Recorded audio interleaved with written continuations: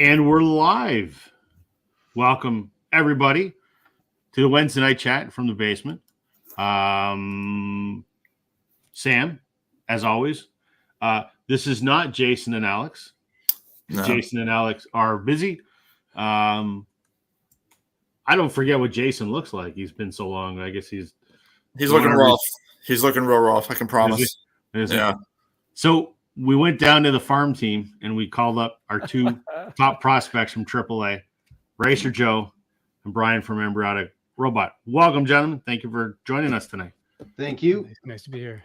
I feel I'm more single A, but that's okay. No. AAA. I appreciate that. That's good. Well, no, you're definitely AAA because the AAA guys. I don't know how many options they typically have in their contract, but they come up and down. That's between true. Buffalo and Toronto quite a few times. And you've come up a few times in the last few weeks. You joined me for a podcast episode, and we did a couple other things. So, yeah, AAA for sure.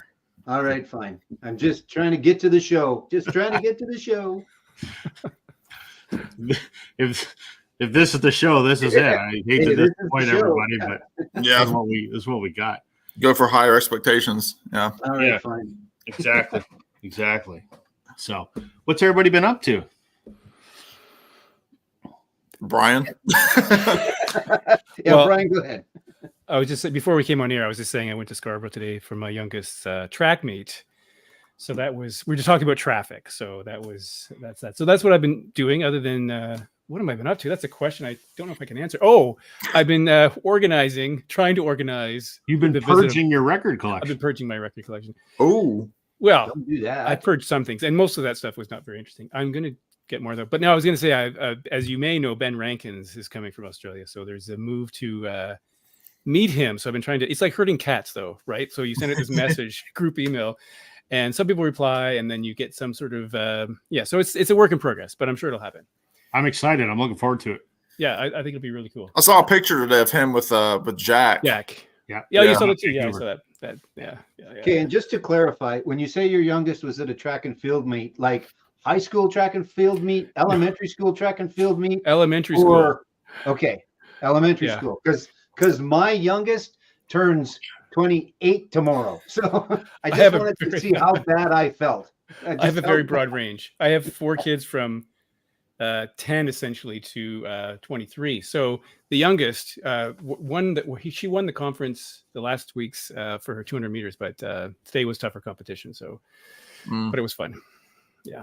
My son takes after me. He's in grade 2, and they just had like their primary track and field meet at the school. And he came home very proud of his participation ribbon. I go, that's my boy, because when it comes to track and field, man, that apple doesn't fall far from the tree. Well, I have to say, I feel sort of pleased that she chose the 200 meters because that was my event in high school. So I was on the track team. So, yeah. In a race between the tortoise and the hare and me, I'd place 3rd. So, yeah, I had a rip roaring decade in slow pitch softball. So that's my athletic ability. Yeah.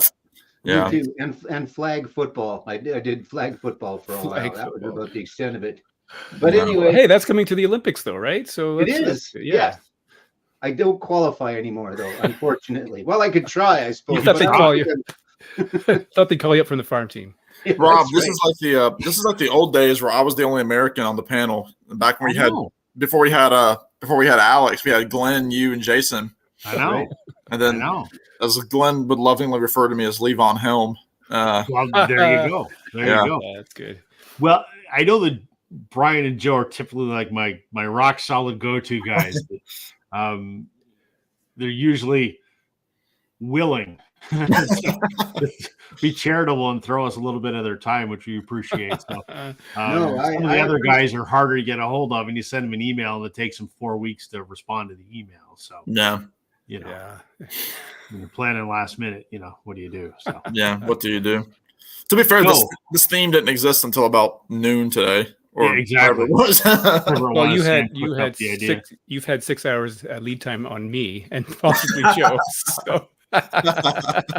Hey, look, more Canadians for you, Sam. There is that too. Bonjour, mon ami. Looking forward to meeting you. Hopefully next week at the Ben Rankins meetup. That'll be fun. So I'm jealous that y'all get to meet Ben because well, I mean, you can come. Just get on a plane. That's all it takes. Yeah. You know, it's only. I mean, it's probably it's like $600 to fly from North Carolina to Toronto. So it's probably like, $550 to fly from Virginia. So let's start a GoFundMe to get Sam. There you go. To Toronto for the Ben Rankins meetup. Go for it. Because I would still have to take a layover down to probably Greensboro before flying back up to Canada. So, or you could drive. It's only it's like 13 hours, something like that.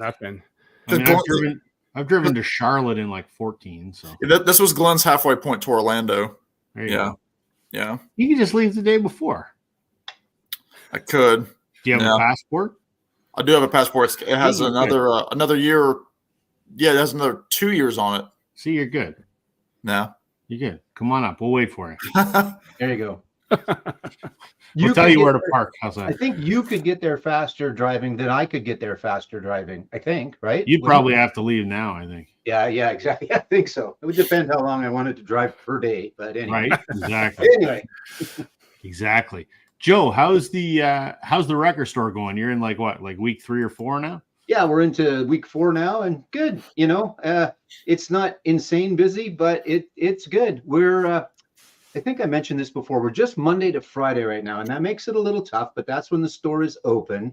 So, but I've planned an event for a Saturday and, did a Facebook event on a page that I run, as well as the On a Vinyl page, and lots of people interested. Lots of people say they're coming.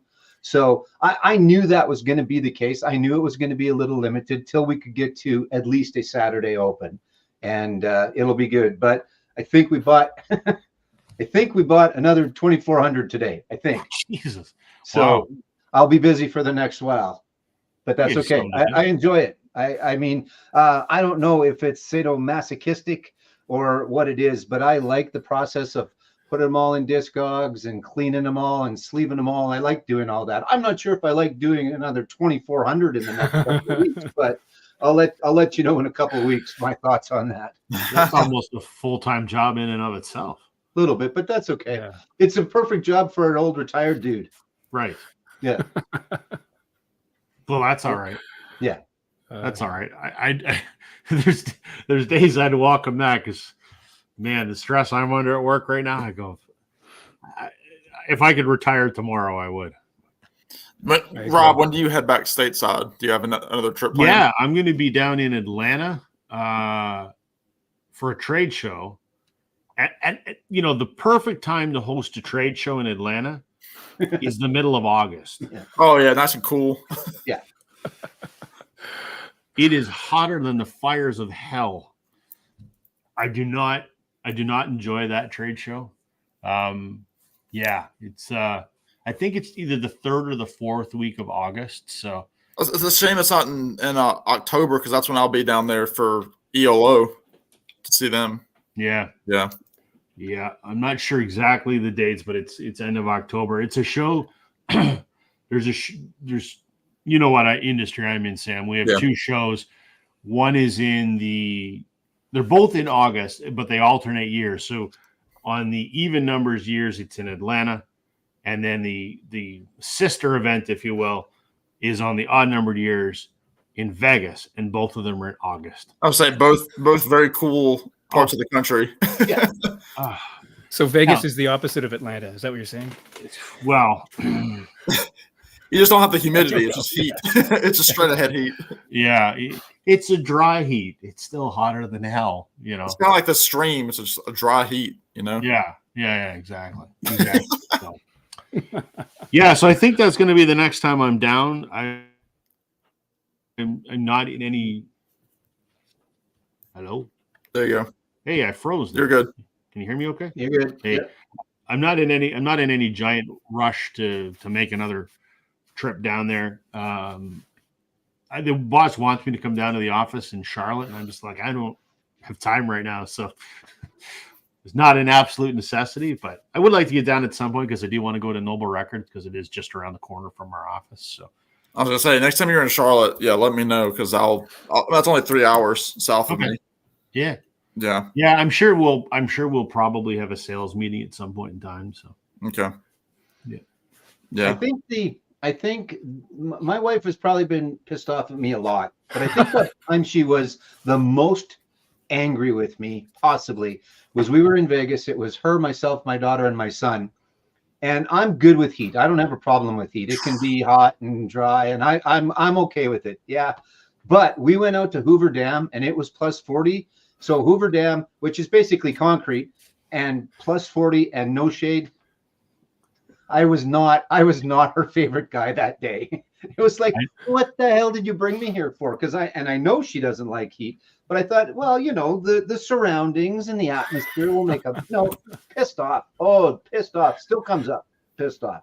The one and only time I went to Hoover Dam, same deal. It was at that trade show in August. It was like 10 years ago. It was just after they finished the bypass bridge for the interstate there.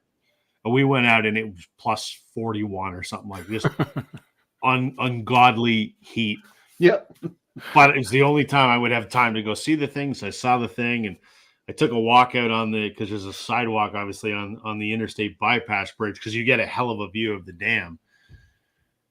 Never been more terrified in my life because I'm standing in the middle of this bridge, dead center in the river, looking at the dam. The view is incredible. And you're not it's like 950 feet down to the river. Mm. Whew. My knees were just like knocking. I've never done the Grand Canyon, but I can imagine I would feel the same way. I would love to. I mean, I've seen the Grand Canyon from the air on the plane, but I'd love to go there in person one of these days. Yeah, there's that big overhang U-shaped. Yeah. U-Haul. Yeah, they parked a U-Haul in the Grand Canyon, and if you stand on it, you get a fantastic view. But you guys knew what I meant. Anyway. Yeah. Look who's joining us. Jack's Music Corner. Hello, Jack. How you doing? Anything else new and exciting in the week or so? I haven't done a concert review yet. That's probably going to be when we go around the horn at the end. You saw your Trampled by Turtles, right? Trampled by Turtles was a fantastic show. I went with my buddy that I've known since we were in third grade. It was a great show. It was the season opener of this. It was an outdoor venue right on the lake. I would say probably 2,500 people there, easy. I mean, whatever the max was that this place can hold, it was sold out. And like perfect weather. I mean, it was clear night, beautiful sunset. Maybe it ended up being about 69, 68 Fahrenheit once we were all finished up. So no humidity. Just I put on a sweatshirt at the end, which was awesome. And then I just bought tickets today to see Old Crow Medicine Show in August. So that's exciting because they've brought back one of their original members is back in the band. So I saw them last March with one of my cousins, and it was only 2 original members. Now they're back to 3, which is cool. So cool. I'm happy with that. How do you and I was record shop? I went to a record store last Friday. Yeah, I think so because I was at a customer's. There was a record store not too far that I haven't been to in years. I was flipping through the bins and I actually saw a Trampled by Turtles record. They're solid. They did. I didn't buy it because I haven't had a chance to listen to it yet. But I'm like, that's the concert Sam's going to. Are any of you all Warren Zevon fans? Yes, yeah, sir. I thought Brian was. They did a cover of "Keep Me in Your Heart" for a while. Yeah, like the bass player sang it. It was really cool just to see that. Yeah, it was a really good show. Really solid. 105 in Phoenix. Good Lord. I don't mind heat, but yeah, I sort of top out at about the 30-degree mark. That's what, a 90 something in American. I don't know, but is it like a big amphitheater, Sam, or just like, what I mean by like up the hill and they were down and yeah, but you have to bring your own folding chairs, right. That kind of thing. I mean, there were food trucks. I had something, Rob, you probably would have eaten this stuff up. They had brisket nachos. Oh, yeah. Oh, yeah. Yes, I would. A nice burnt end, and you had a couple sauces that you could put on yourself. Oh, man. They also had pulled pork nachos, but I want brisket. Yeah. Mouth is Good watering. call. That sounds delicious, But man. it melted in your mouth too. It was like the fat on it was just perfect. Mm. Yeah. Oh Wow. man, that sounds good. Yeah. So, but yeah, Joe. It was a amphitheater. Again, I was there about 2 years ago. I've only been there one time. It's a fairly new venue in my area. Yeah. Again, it was their season opener. And yeah, we brought the folding chairs. They had food trucks and all the stuff. They had an opener, and I mean, probably a 2.5 hour evening, but it was really fun. And again, it was the perfect kind of music too. Yeah. Just sit out under the stars, listen to, and that. So Yeah, it was clear as a bell. we don't have a nice venue like that. We have a couple of outdoor events, but we don't necessarily have a nice venue like that. I was in Denver a number of years ago, and there's Greenbrier. I think it's Greenbrier there, and it's a very nice venue. Same thing, where it's just the hill, and they're down at the bottom, and there are some specific seats as well. But it's not Red Rocks, which I also haven't been to, but is a goal destination. I'm not sure who I would want to see there. I don't know if it would necessarily matter, but I do want to get to there at some point. We do have a venue like that. I mean, it depends who you talk to, whether it's a good venue. What do you think of the amphitheater, Brian? Well, I think it's okay. Yeah, that's kind of my opinion too. It's okay. Yeah. Richard's got it. Fiddler's Green. That's where it was. So That's where my buddy Okay. just saw Billy Strings there for 2 nights. Fiddler's Green. He said it was awesome. it's a great spot. I saw Poison and Doc in there 15 years ago, something like that. Nice. Yeah, Yeah. Rob, I actually missed the old forum at the Ontario place, the rotating stage. Yes. Because it was affordable, it was great, free after 8 o'clock. That was amazing. What's the Bud Light stage like there? They're kind of down by the water. I was It's at the race. small. I was at the race in Toronto a few years ago, and it's in behind, and I didn't see Yeah. anything there. But is it an oak? Is it because a lot of people play there? Yeah, I mean it's pretty small, right? I mean that's Is it? Yeah. Yeah, I haven't seen much there to be honest. Okay. I just wasn't sure because I see lots of people. I think lots of people go there, so I assumed it was a bigger venue, but maybe it's not. It's okay. Yeah. Yeah, that's a good answer. Yeah. Yeah. Okay. It's okay. It It's okay. passes. That's fair. It's okay. Yeah, I missed the one. I mean, I shouldn't say I missed the one formerly at Ontario Place. I was too young to go there because when did that close? That was Oh God, I won't remember. yeah, A long time right, ago. a long time ago. I guess I have nostalgia for it. I've seen pictures and video of Yeah. that. That would be great. The other, not going to mean anything to anybody except Brian. The other venue that I'm far too young, but I really missed out on. Do you remember Lulu's in Kitchener? I have been to Lulu's in Kitchener. Yes. There was a music bar, let's call it, in Kitchener that used to be a Kmart store. Yeah. Back in like the 70s, and when the Kmart closed, it became a music venue, the size of a Kmart store. Yeah. It was a bar, and the bands that they had play there were huge. Yeah. And it closed, I want to say, in like the late 80s, I think. It could be. I also remember Oktoberfest events at that place. There were some incredible bands that came to it, but suffice to say, I was far too young to ever have enjoyed that venue. So, Right. Yeah. Bob wants to know, is Sam sleeping? Well, he may have just passed out on his couch. We don't know. Maybe. I'm not sleeping. Bob. Oh, there he is. There he is. I forgot one of my reissues, like one of my top ones, and I just pulled it. So that's our topic tonight, everybody. Good segue, Sam. All right. Yeah. We're talking about, Again, Brian, that's why they pay me. Yeah. all right. You're getting paid. Who's paying you? We won't talk about that. It's certainly not coming from my YouTube revenue stream, which is Give him half. Give him half. oh yeah, I'll give you half. Sure, yeah, half of. At any rate, Sam came up with the idea to talk about some of our favorite reissues in the last while. So, whether that's last 5 years, 10 years, whatever, it just doesn't really matter. But some of the last, some of our favorite reissues, and that's a good idea because when Sam mentioned that, I was thinking, I don't know Sam's thoughts on it, but you've heard about the new Definitely Maybe reissue that's coming out. Yeah. You invited on that, or I haven't looked at it yet because I just bought the CD of it not too long ago. It's Right. like I don't listen to it enough to feel like I warrant like the full treatment. Right. But I do know Liam is touring it right now. Yeah, he is. Well, he's doing like a little mini tour over in the UK.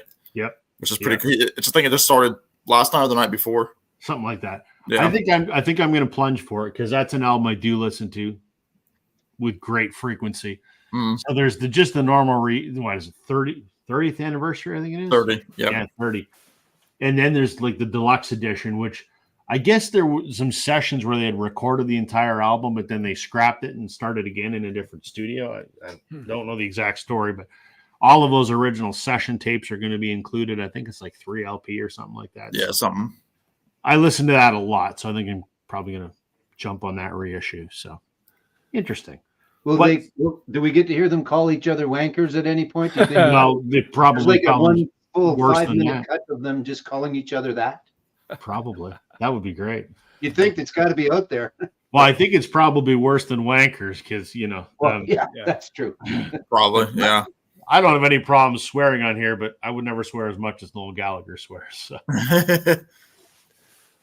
Yeah. Well, since it was Sam's idea, you wanna go first there, Sam? Yeah. Let me just. I'll start with the one that I just remembered. Skills. How you doing, sir? It is. Hey, Jason.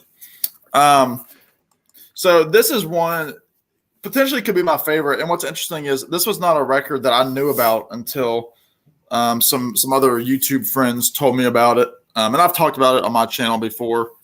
And funny enough, this album is the same age that I am, so it's just celebrating its 30th. I'm not sure which month it came out, but this was put out on Back Groove Records. If you like power pop, if you like, there's a version of a Gene Clark song on here. If you like, kind of that style, I'm going to talk about Velvet Crush, Teenage Symphonies to God. Again, it's alluding to what Brian Wilson referred to Good Vibrations as. He said that was a teenage symphony to God. That's how he described it to the press. And the artwork is kind of reminiscent of what the Smile album cover by the Beach Boys was going to be back in the 60s. Obviously, this was before Smile was reissued in the 2010s when it was finally completed. But this was Velvet Crush's kind of ode to Brian Wilson. In terms of the title, but the music is very birdsy. It's got some, probably a more rustic sounding power pop. I think Alex, because I sent him this record for his birthday, and he kind of mentioned it being like almost like a lo-fi power pop, which I can see, but to me, it's fantastic hooks. Again, they do the song "Why Not Your Baby," which is a Gene Clark tune from the Byrds. And again, this was only released on CD in 1994, and then it was reissued on vinyl, I think, last year. And I know that when Alex, I'll speak for Alex here, when Alex saw Matthew Sweet not too long ago, that I think it was one of the guys from here, I can't remember who it was, the bass player maybe, played in Matthew Sweet's band, but again, really cool. It was limited edition vinyl. I think there are still some available.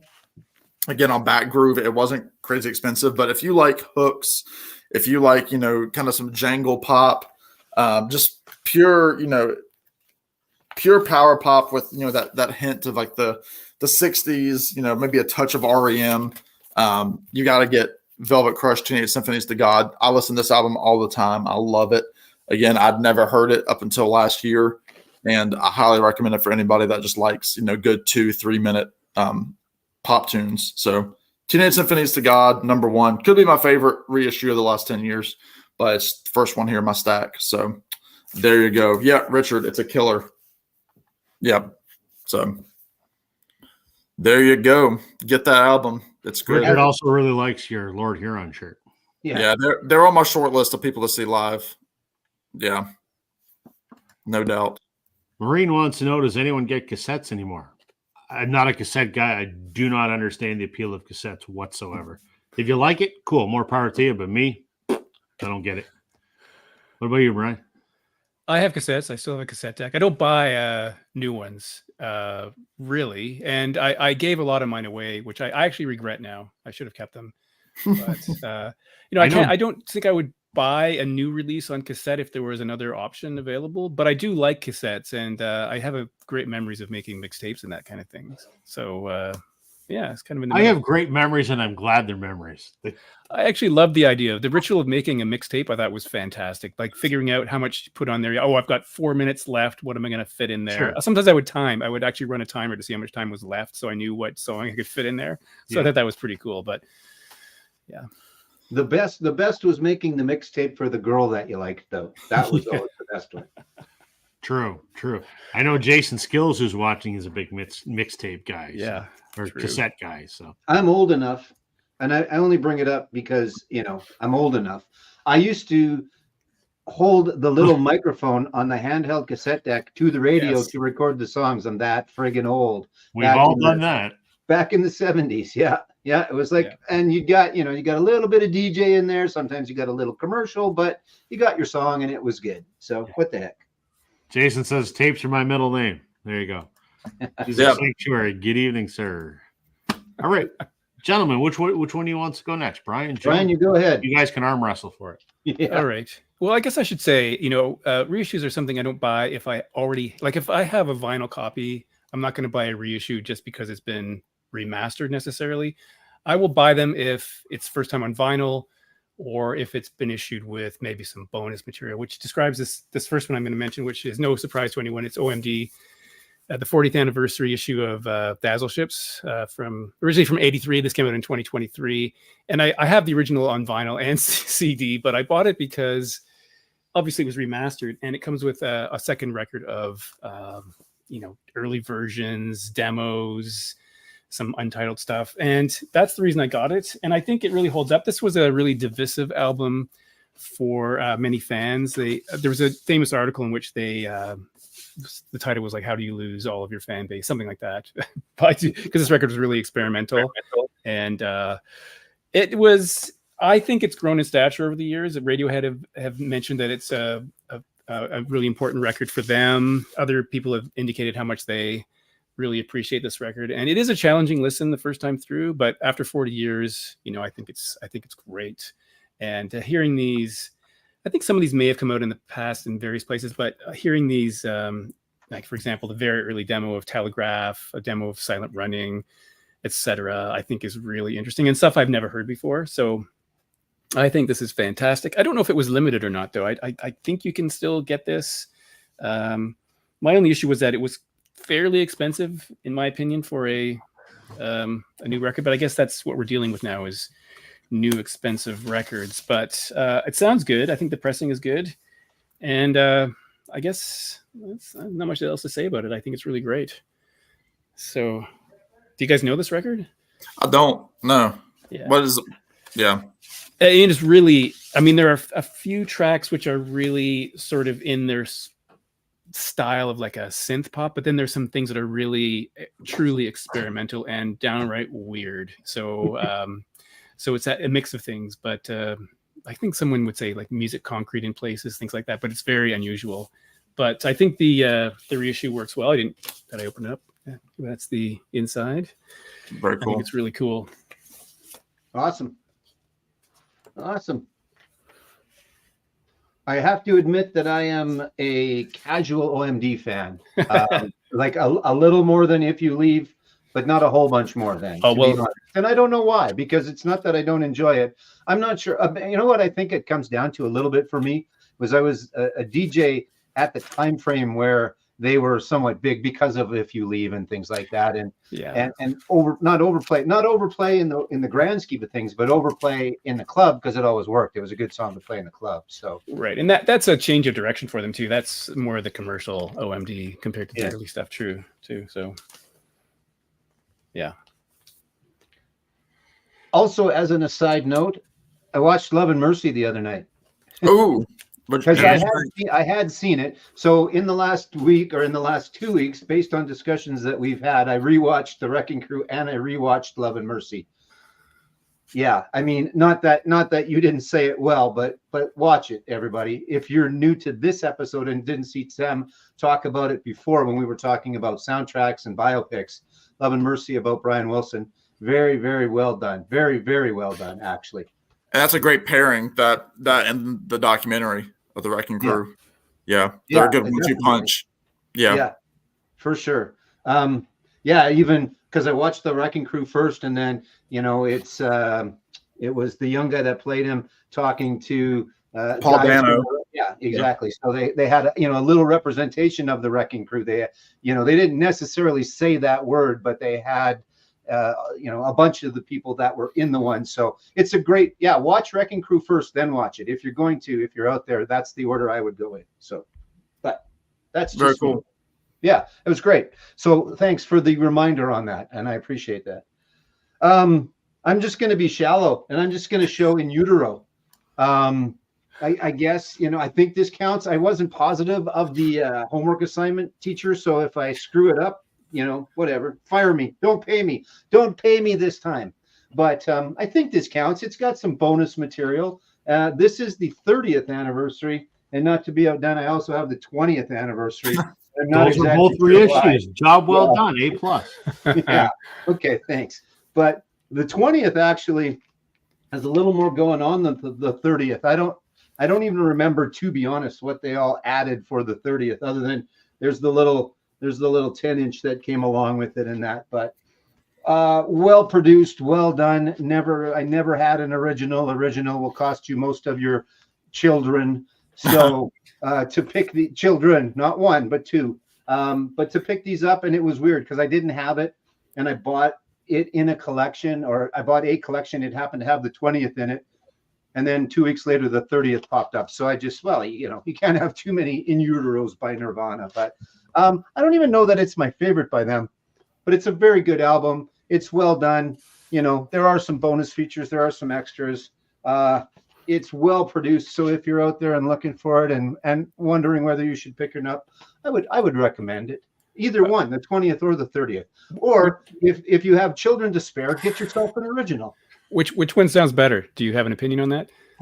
I think the 20th, actually. I think the 20th sounds a little bit better. I think it's also on, just basically based on picking them both up at the same time. I think this being the 20th is on a little heavier, but I think it also has an extra disc as well. I can't even remember for sure. It's been a little while since I've listened to them, but tried to get my act together beforehand, and that was one that came to mind. So a recommend, I guess. Not that anybody needs to be recommended. You know, if you like Nirvana, you know what you're getting, and if you don't gonna listen to it anyway. So was in Euro, was that 91?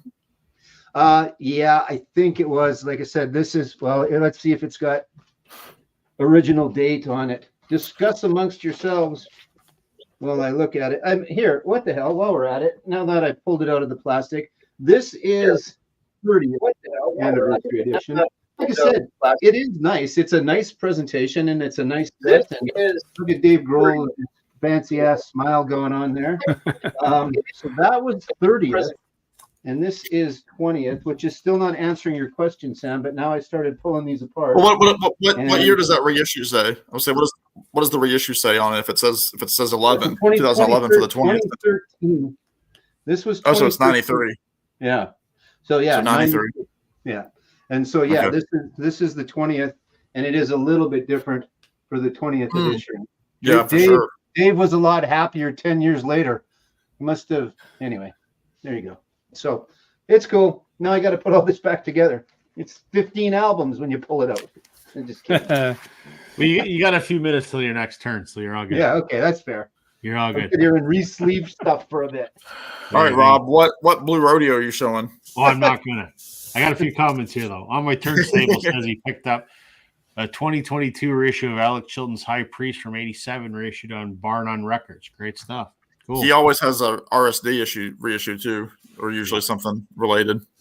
Yep. Maureen saying last year at a record show, got a Beatles Yesterday and Today, reissued in '71. Sounds better than the original. I like the reissue of Sly and the Family Stone. Greatest hits, better than the original. Yeah. I've got Yesterday and Today too. I've never listened to it, to be quite honest, because I like the UK versions better. But yeah.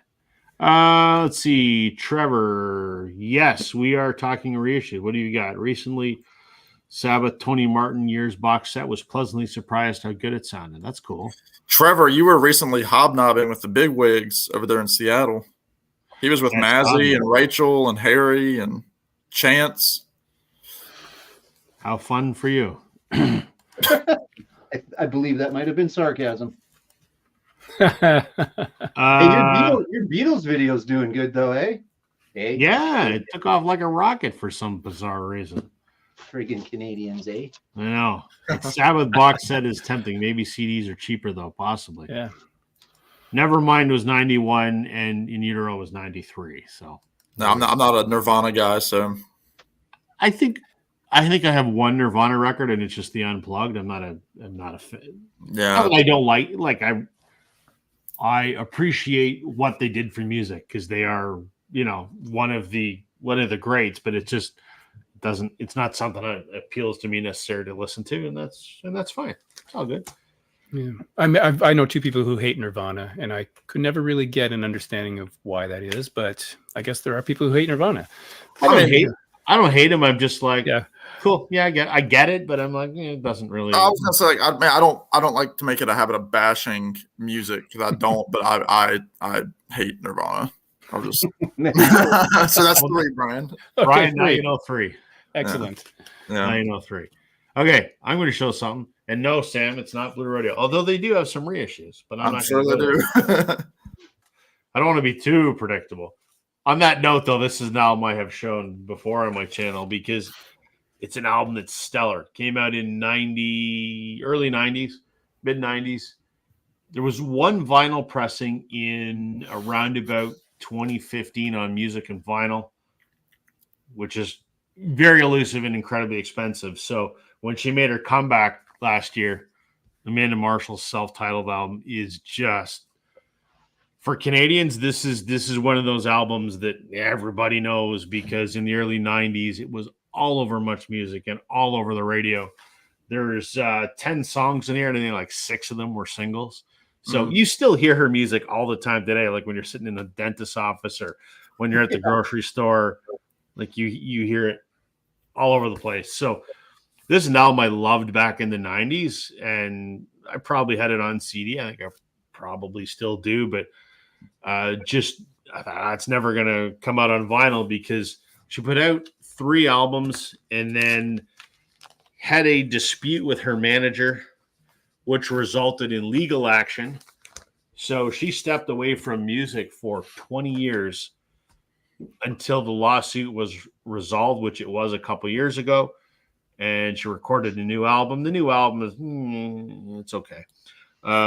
But as a result of her sort of coming back, this is her big album, and they finally reissued it on vinyl. And what a treat to listen to! It just brings me back to 90s and high school and whatever. It's a fantastic album. So there you go. Back out on tour and playing live too. She was I think across Canada last year, and then back across Canada. It seemed like she was very, very busy last year, and and she's playing a few shows right now as well, like scattered festivals and that this summer. So I saw her back in the day, either open for either Jeff Healey or Tom Cochrane. I can't remember which one, but I mean, great, unbelievable, unbelievable, and just energy, free spirit, very, very great on stage, and just fantastic. Good choice. I know you've shown that before, but good choice. Show it again later. Sure. Yeah. I think I had inquired on her social media, and she does her own social media. I had inquired, if the follow-up, which was Tuesday's Child, is any chance that's going to make a reissue? And she said, stay tuned next year. And that was back in the fall. So possibly there's plans for that because that was equally as big of an album as her self-titled was. So I certainly hope that is the case. Let's see here. Jason says, I was in high school when Nevermind dropped. We all got Doc Martens and flannel shirts right away. Yes. So did the guys in Kiss. How you doing, John? I picked up Dave Matthews, Some Devil reissue. First time on vinyl. Sounds good. Richard picked up Velvet Revolver's Contraband. Music on Vinyl Reissue. I'd forgotten how good that album was. That is a good album. I haven't heard that Yeah. in ages, though. I don't have it, but it is a good album. It Yeah. is a good album. Absolutely. Is that the singer of All I Want to Do Is Have Some Fun? No, that's No. Sheryl Crow, Correct. which we might talk about in the back of records. Yeah. All right. Sam, what do you got? I'm gonna go. I'll stick to the same vein that I did for my previous record. Again, this is the first time that I've received this album, and it's one that's often shown in the VC. But I just think this sounds particularly good. 1972. Let me see if before I give the big reveal here. All analog mastering by Jeff Powell from Takeout Vinyl. This is one of the RSD Essential records that comes out every year. I think this came out in 2019. Do you want a drum roll? No, I mean, there it is right there. Number one record by Big Star. Just really, really sounds just phenomenal. I mean, no added tracks or anything. And somebody mentioned earlier, Alex Chilton. Obviously, this is Chilton's band after the Box Tops. Him and Chris Bell. I think Jody Stevens, the drummer, is doing a tour this summer for the anniversary of this record. A few years late because it came out in '72, so it's like the 52nd anniversary. But they're just celebrating Big Star again. I think it sounds fantastic. I have one other RSD Essential. I have the Pet Sounds vinyl, which was so-so, but this one, for some reason, just sounds so good. And this album has always been known to sound good. And, I mean, check out that color vinyl there. I mean, Well, that's cool. Nice. yeah, it's kind of got Like that a gold ribbon kind of thing. kind of ribbon. Yeah, you can kind of see it looks like it's very textured, kind of there in the dead wax. Looks like a Ferrero Rocher wrapper. It does look a Ferrero Rocher wrapper. Yeah, this is the hazelnut blend here, Rob. But I mean, I think this sounds fantastic. Again, it came out, I think was limited to a certain number. I mean, it's 180 gram, like I said, all analog. And you can't really tell in the wax, but it is kind of like a purpley gold spiral. I mean, splatter there, but I think this just sounds fantastic. Again, this album inspired tons of groups. It did not get any kind of notoriety when it came out back in the 70s. It took it a long time to gain traction, but again, you see like people like, REM, Counting Crows, people like that, or even I guess like Hootie and the Blowfish, a lot of those 90s groups, Lemon Twigs in today's world, who everybody's talking about, they look at Big Star, they look at Alex Chilton as kind of, some of the godfathers of the power pop movement. But this has like that beautiful song on there, 13, which is just one of the greatest love songs about teenage love that's ever been written. This has the tune from that 70s show, which was the theme song. So I mean, they've picked up some traction in the years. They're bigger now, definitely, than they've ever been.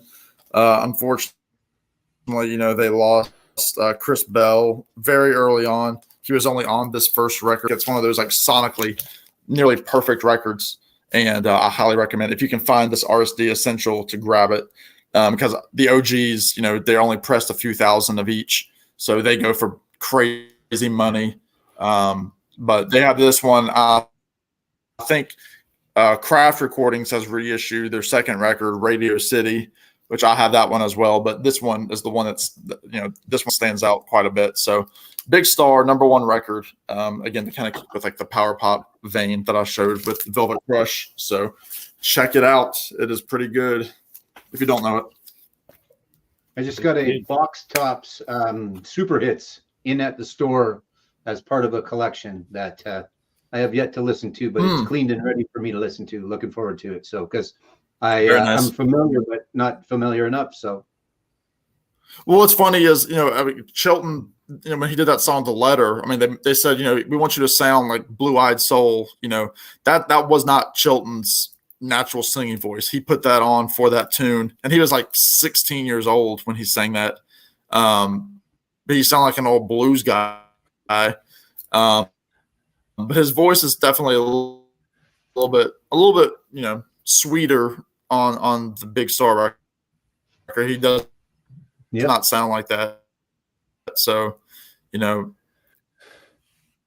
he had his moment with the box, a different level. Yep. Do you have this, Brian? The poll is you probably do. I don't. In fact, I didn't know who they were until that 70s show, right? When Cheap Trick sang that Big Star song. Yeah, right? Cheap Trick. Yep. I did not know who they were until then, and I've never found that album. Obviously, it's very rare, and I didn't know the reissue came out. So, I guess I would pick that up if I saw it, though. Yeah, like I said, it's one of those RSD reissues. So I mean, it's quality vinyl. I mean, I think I still it was a little bit higher priced here in the States. I mean, $35 or so. But it's the OGs are hundreds of bucks. So cool. Correct. Yeah, Jason, you should get it too there in the comments. So what do you got, Brian? Yeah, I guess Brian. I have some power pop. So, Perfect. And Rob knows this record, of course. This is Sloan. Absolutely. Never hear the end of it. Yeah. This was released on vinyl in 2006. Now, I don't have that version of that. I never had. I have the CD, so I don't know how this sounds in comparison to the 2006 release. This came out in 2023, and I have to believe some very limited quantities because the original pressing from 2006 goes for, I think, on the median price is like $150 on Discogs. This one's creeping up there. I hesitated on buying it. And Yeah. I didn't, and I kicked myself. So it's a double record. I bought it at the Sloan garage sale last year. I don't know if I'm going to be in town for the one this year, but it's a really excellent record. Sloan are one of those really perfect power pop bands who can't seem to do anything wrong. And same lineup. They all share songwriting and singing. Still on black vinyl, singing duties. And really quality band. Some of their stuff is not easy to find, though, especially on vinyl. So I grabbed this at the garage. It was $30 or $35, which was, it's a double record. It was pushing it a little bit at the time. But I mean, now it's, I don't know how many. I would love to know how many they issued of these because I can't really. I seem to remember when they advertised it on their social media or whatever. It was limited to something like 500 or 1,000 or something like that. Yeah, but I could be misremembering. But it was really low. Yeah. So I mean, I guess the big hit here was Who Taught You to Live Like That and Ill Placed Trust. Maybe you know that, maybe you don't. But yeah, I was at the garage and I was like, I already had a handful of things, and I was like, do I want to get this? But I decided to just go all in because the price seemed pretty good. And then I was stunned that I'd never seen it in a store, so I don't think I think you had to buy it from their website or from the garage sale. Thing, yeah. So and I will say the first time I heard this, I had the CD and I thought it was way too long because it's one CD. It just goes on like there are. I don't even know how many tracks are in here. 30 tracks. And I first time through, I didn't like it, but then I listened to it again. I thought, yeah, this is really catchy. And all their music is really catchy and excellent. And so I was happy to get this. And maybe they'll reissue some other stuff that's we don't have on vinyl. Maybe. See, I thought they were somewhat proponents because I saw them, I don't know, 5 years ago, something like that. Yeah. And I remember a bunch of vinyl on the merch table, but maybe, I don't know, maybe that's it. Maybe they keep it to when they're out and they're selling it on the road, or. I think isn't some of it have to do with what the record company wants to do? Like if the record company has no interest in releasing something on vinyl, they're not going to do it. Well, right? that's exactly what it is. Because I've had that conversation with a couple of the guys in Blue Rodeo because a big portion of their catalog is not available on vinyl. And I was talking to Basil, the bass player, about it. He's like, I wanted to put it on a vinyl. He goes, I want it for my own collection. And I happened to be talking to their manager, Susan DeCarche, and I said, what's the deal? And she goes, it's Warner. We had a plan and they don't want to execute the plan. And so who knows? So it's going to be the same for Sloan. And they can't private press it. I guess there'd be far too many lawyers involved in that, I'm sure. Right, exactly. Yeah. Exactly. So Richard saying Sloan didn't get all that big in the US. I would argue they didn't get as big in Canada as they deserved, in my opinion. No, completely marginalized. It's a Right. shame. You know, I think they could have been as well. I don't know what I think of the Tragically Hip, but they also weren't that popular in the States too. But Tragically Hip were much more popular than Sloan, and it doesn't make sense. Like they should be. They're so consistently good. Absolutely. You know, I agree. So it's weird. And like so many Canadian, which is why we had our Canadian discussion, and we're going to have a part 2 at some point in time. There's so many that don't even make a dent at all in the States, and Sloan is yet another example of that. So right. I mean, part of that is the fact that they live here. I mean, they moved from Halifax, of course. They didn't decide to make the choice to move to New York or LA. They decided to stay here, which probably does cause issues. So one of them lives not too far from you, does he not? In sort of that's right. I see him all the time. Yeah. So yeah.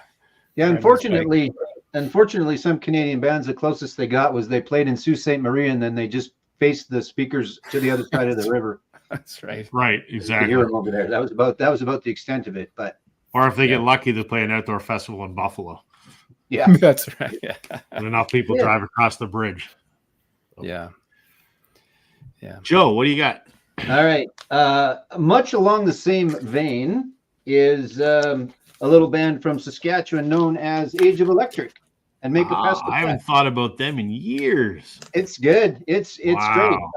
There's other stuff that I would like to see from them, but it's probably the same kind of crap going on. But this one came out a couple years ago now. There's a couple different variants. There was, I think, direct from their page. You could get some colored stuff if you wanted, but this was 2017, but originally 96. So that's why it was hen's teeth to find, and might not even ever have been this. I should have prepared better. It's not that I don't care. I'm just, I care. I just didn't prepare as much as I could have. I wanted to say, I don't know. This isn't the CBC. We don't set the bar very high, so you show up or show up. But it's nice, it's nice packaging. There's a nice lyrics sheet, and if you're a fan of Bugs, they got Bugs on there. But remote control, there's a little bit of it's a double disc, so there's some extra bonus stuff on it as well. And Todd Kearns and Company, and it's a great album, and it's a nicely redone package, and it's well produced. And I'm not positive that it ever came out, being a Canadian smaller independent label band out of Saskatchewan from the 90s. I don't think it ever did come out on vinyl, so that might be its first and only reissue. But they did a couple versions. They did the black vinyl, and then they did a purpley kind of bug looking one too. So great stuff. Todd, for those listening and watching, Todd Kearns of Flash and the Conspirators. He is the bass player in that band, but he's also in another band called Took, which is a Canadian touring band that out of a couple guys out of Saskatchewan, and just really good stuff. Todd's been around. How would you describe their music for somebody like Richard who hasn't heard them? I would describe them as I don't know. Let me get back to you on that. I'll think about it. I'll come up with something smart ass. No, it's just it's rock and roll. Right. Like Todd's got, Todd's a rock and roll guy. If you ever heard Aphrodisiac Smile by the band Limblifter, that's partly him too. It sounds like 90s rock. I mean, I don't know. Yeah, exactly. They had another big song called Ugly. Remote Control was the one from this. Right. Yeah. I'll come up with a good definition. I'll think about it for a moment. Music Sanctuary is reminding everyone Sheepdogs and Northern Pikes, two other great bands from Saskatchewan. There's a band that needs some reissues, especially Snow in June. Right? Yeah, Snow in June. I keep sending Jay a note. He never replies to me, but I keep sending him a note. And I have a copy. It's just a shitty copy. So I want a reissue of Snow in June as well. So and I will add to that list One Bad Son. Yes. And their self-titled is getting pressed on vinyl. I got that directly from the drummer. So they started a podcast. The first episode was the other night. Yes. So I've been bugging through my best friend who their drummer is an entertainment lawyer, and works for my buddy, my best friend, because they're working on putting together a record deal. And and as soon as I found that out, like, I'm a huge One Bad Son fan. You got to reissue the self-titled album. You got to put it out on vinyl. He's like, really? Yeah, people will buy it. And so it's happening. So super excited. Don't know when, but it's happening. Anyway. Not that anyone else cares about One Bad Son other than myself. So I don't want to talk about baseball. Yeah, they're hanging in 2-2, but I don't even have my phone with me tonight, so I don't know what the score is. I don't care.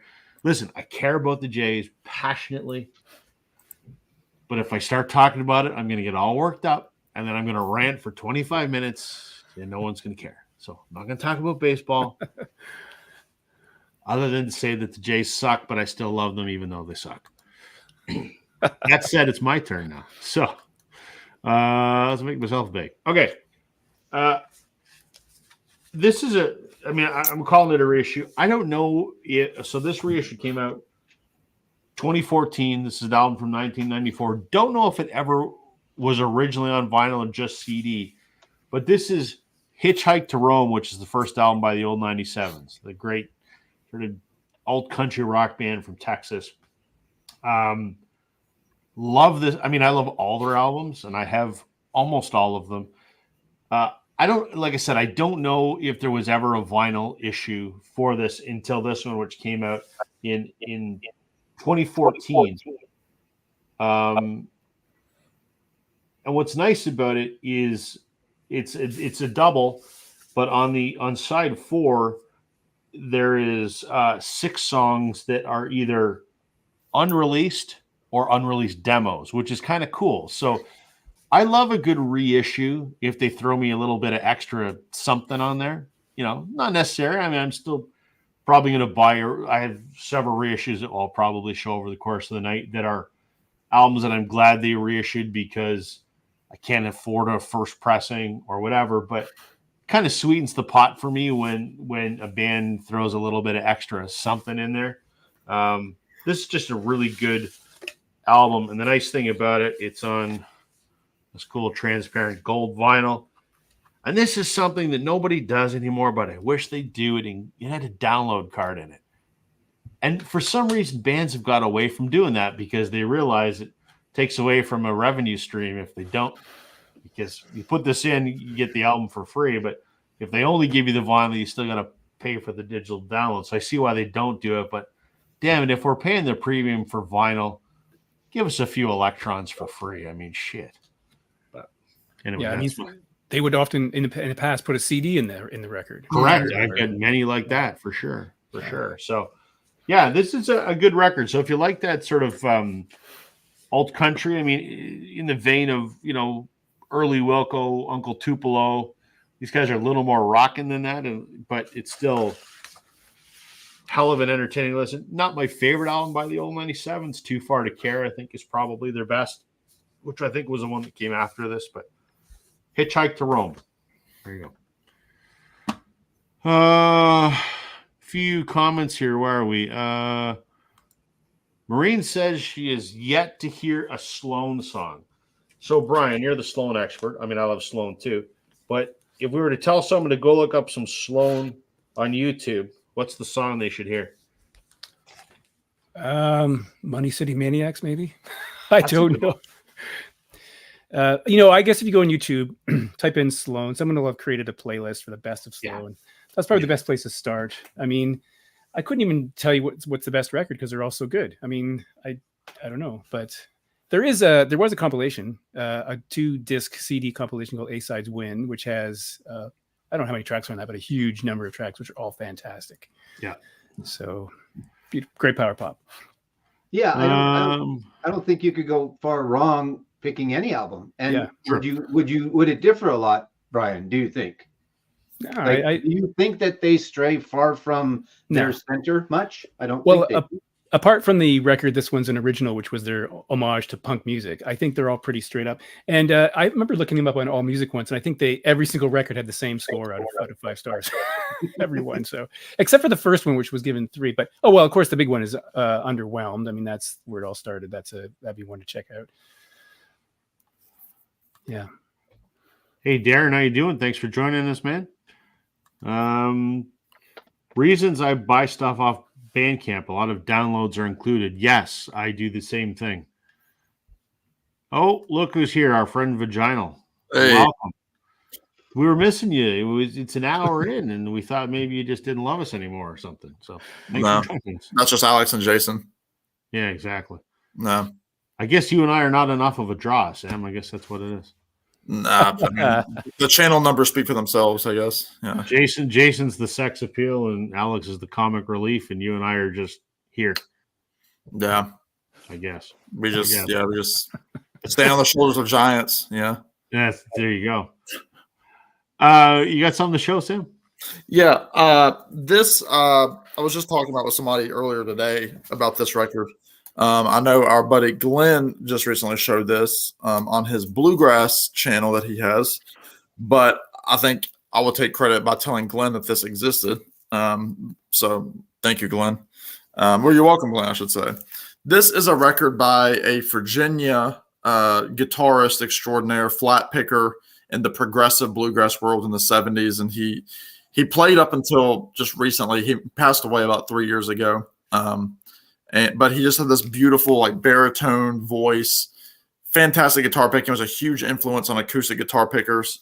And that is Tony Rice. And this is his album, Church Street Blues, put out by Craft Recordings. This is the best sounding album in my collection. I will say that to the grave. It sounds so good. Acoustically, it's just Tony on guitar. His brother Wyatt plays a little bit of the background rhythm guitar, but he does a Bob Dylan song on here called One More Night from Nashville Skyline. I know Brian will know that one, being a Dylan fan. He does a Gordon Lightfoot song. He does a Doc Watson song. Clarence White has affiliation with this record, but just an absolutely fantastic record. Again, Church Street Blues. Yeah, he was one of those guys in the bluegrass world that said, we can play bluegrass instruments on modern songs. Like, we don't have to play this old time music. So he was taking the music of Gordon Lightfoot and Bob Dylan and, guys like, John Hartford and Sam Bush were coming around at the same time, playing that kind of music. And it was, these guys that were, not necessarily, musically conservative in their likes. I mean, they were liking the rock and roll stuff. They were hanging out with, the Nitty Gritty Band and people like that from California. But Tony Rice, huge influence. I know I've talked about Billy Strings. Tony Rice is a huge influence on Billy Strings. So if you like Billy Strings and want to go to some of the influences, go to Tony Rice. Obviously, go to Doc Watson. But this record in particular was done beautifully. It was cut by Kevin Gray at Coherent Audio, so it's got the Kevin Gray name attached to it, which is always a good thing here in the vinyl world. And this is the first vinyl. Here you have a boner. Oh yeah, Jason is at home now, just like wanting to just be He's got here. a heart on when he hears the name Kevin Gray. He just gets all excited. He does, yeah. Between Kevin and Bernie, they're his boys. Yeah. But no, this came out originally from 1983. It was reissued last year. But I mean, it was cut last year. It was technically reissued early this year. But I highly recommend Church Street Blues, specifically this new Craft reissue. It sounds perfect to me. It's a perfect acoustic album. Even if you don't like bluegrass music, it's awesome. So Church Street Blues by Tony Rice, the best sounding record in my collection, bar none. So there you go. Vaginal's a big Billy Strings fan. And also, just because it looks so cool, it came on the original Sugar Hill record label, which is, my lighting's terrible, but it's on this really cool like orange. It's the orange label in the background, and it looks very, very 1980s. So check it out. Very cool. Yeah. Very cool. Morton, how you doing, man? Thanks for joining us. Brian, what do you got? All right, we'll go with this one. This is a band called TV on the Radio. and the album's called Dear Science, which they're, I guess you call them a rock band, post-punk revival band from Brooklyn. And this has been reissued before. That's the funny thing. I just looked it up because I was curious. It was released in 2008, and there was a vinyl issue then 2013, 2019, 2022, and then in 2024. And for some reason, I didn't get any of those previous issues. They just kind of disappeared. So when I saw this this year, I thought I would get it. So that's the inside. There's the band there. And this one is on white vinyl in this nice sleeve. It's been released on white vinyl before, so I don't know how they differ in sound. There was a 45 RPM 2LP issue at some point, I think, and I have the CD, so this sounds really good to me. I guess I really love this band. They kind of stopped. I think they're kind of done now. They haven't put a record out in a few years. I think they did 5 and kind of stopped. But it's hard to describe this music because you could say, as I did, rock, post-punk revival. It's a bit of electronic, but it's really hard to describe it until you hear it. And anyway, I think it's really fantastic. And it's surprising that of all those vinyl releases, it took me this long to actually get one, but now I have one. And I'm quite happy with it. So they still have one record that hasn't been released on vinyl yet. So hopefully that will come out at some point. So yeah, that's all I'm going to say about that, because I find it really hard to describe this band. I was thinking about, what would I say about this band? And it's really hard to describe them. So go listen, maybe is what I'll say. Television on the radio. I've never heard of them before. TV on the radio, yeah. TV Yeah, on the radio. I've heard of that. Yeah. Cool. Yeah, pretty good band. Nice. Joe, what do you got? I have got it seems like I've picked every triple album that I could come up with tonight. I'm not sure, but because I've got one more in the stack too as I look down. But anyway, this one happens to be Tom Petty, Wildflowers, and All the Rest. There you go. Taking a hard on. Sam just got one. Yeah, well, yeah. Well, I was gonna say I'll join you there, Joe. Yeah. There you go. Well, I'll join you there, Joe. Yeah. Yeah. Yours is different on the front than mine. Well, this is the super deluxe CD set. There you go. Oh yes, there you go. Yeah. That'll do it. But I mean, I it's one of those you want to go on and on about it, but I don't have to. I just have to say it's Tom Petty and it's Wildflowers, and then there's 23 extra songs. I should have let Sam do this because he says he just talks about his album so much more eloquently than I do, and I appreciate that about it. Sometimes I just like something so much I can't even put it into words, and this album falls into that. I should have had it long before this, but I didn't, and I just love this album. The second with the group that he was working with at the time. I think other than Destroyer, I think Full Moon Fever is probably the album that I've listened to the most in my life. Always a Tom Petty fan, but then that album hit, and it was just like I don't know why he could or how he could have stepped up a notch, but Full Moon Fever just did that for me. Everything before that was so good, but then that album came out, and then the Wilburys, and then just all the expanded Tom Petty that I got into. And again, not to pat you on the back, but there's a fantastic video that Sam did about all of the other parts of Tom Petty, the offshoots of Tom Petty. That's a good one to go back and watch. I watched that one a couple of times. Oh, thank you. I still learned a bunch of stuff. It's a very well done video, Sam. I Appreciate it, Joe. Commend you on that one. But so again, I'd like to wax poetically about this album, but I'll just say it's Tom Petty and it's Wildflowers, and then there's a whole bunch of extra stuff. So if he's your deal, or even if he's your borderline deal, and even if he's not your deal, just go and get this album. There you go. That's that one. No, I mean that's well said, and I won't go back and talk about it. So I'll just briefly say with this. So this was the super deluxe set, limited, with like the little tons more stuff than even what you were saying. So you have the one thing that I wish that they would have done is remastered Wildflowers. I mean, not that it needed to be, but it's the same version of Wildflowers that came out in 1994. There's no difference to it, so that's the same. But then you had the 10 songs on all the rest on this set, which some of them ended up on the Angel Dream record, which came out after. I mean, excuse me, the She's the One soundtrack from 1997. You have 12 songs from the home recordings sessions on this. Then you have 14 out of the 15 songs as Wildflowers Live. Excuse me, you have 13 out of the 15 songs. One of the songs is a B-side called Girl on LSD, which is a really funny song. And then you have the alternate versions. So you have 16 of those tracks.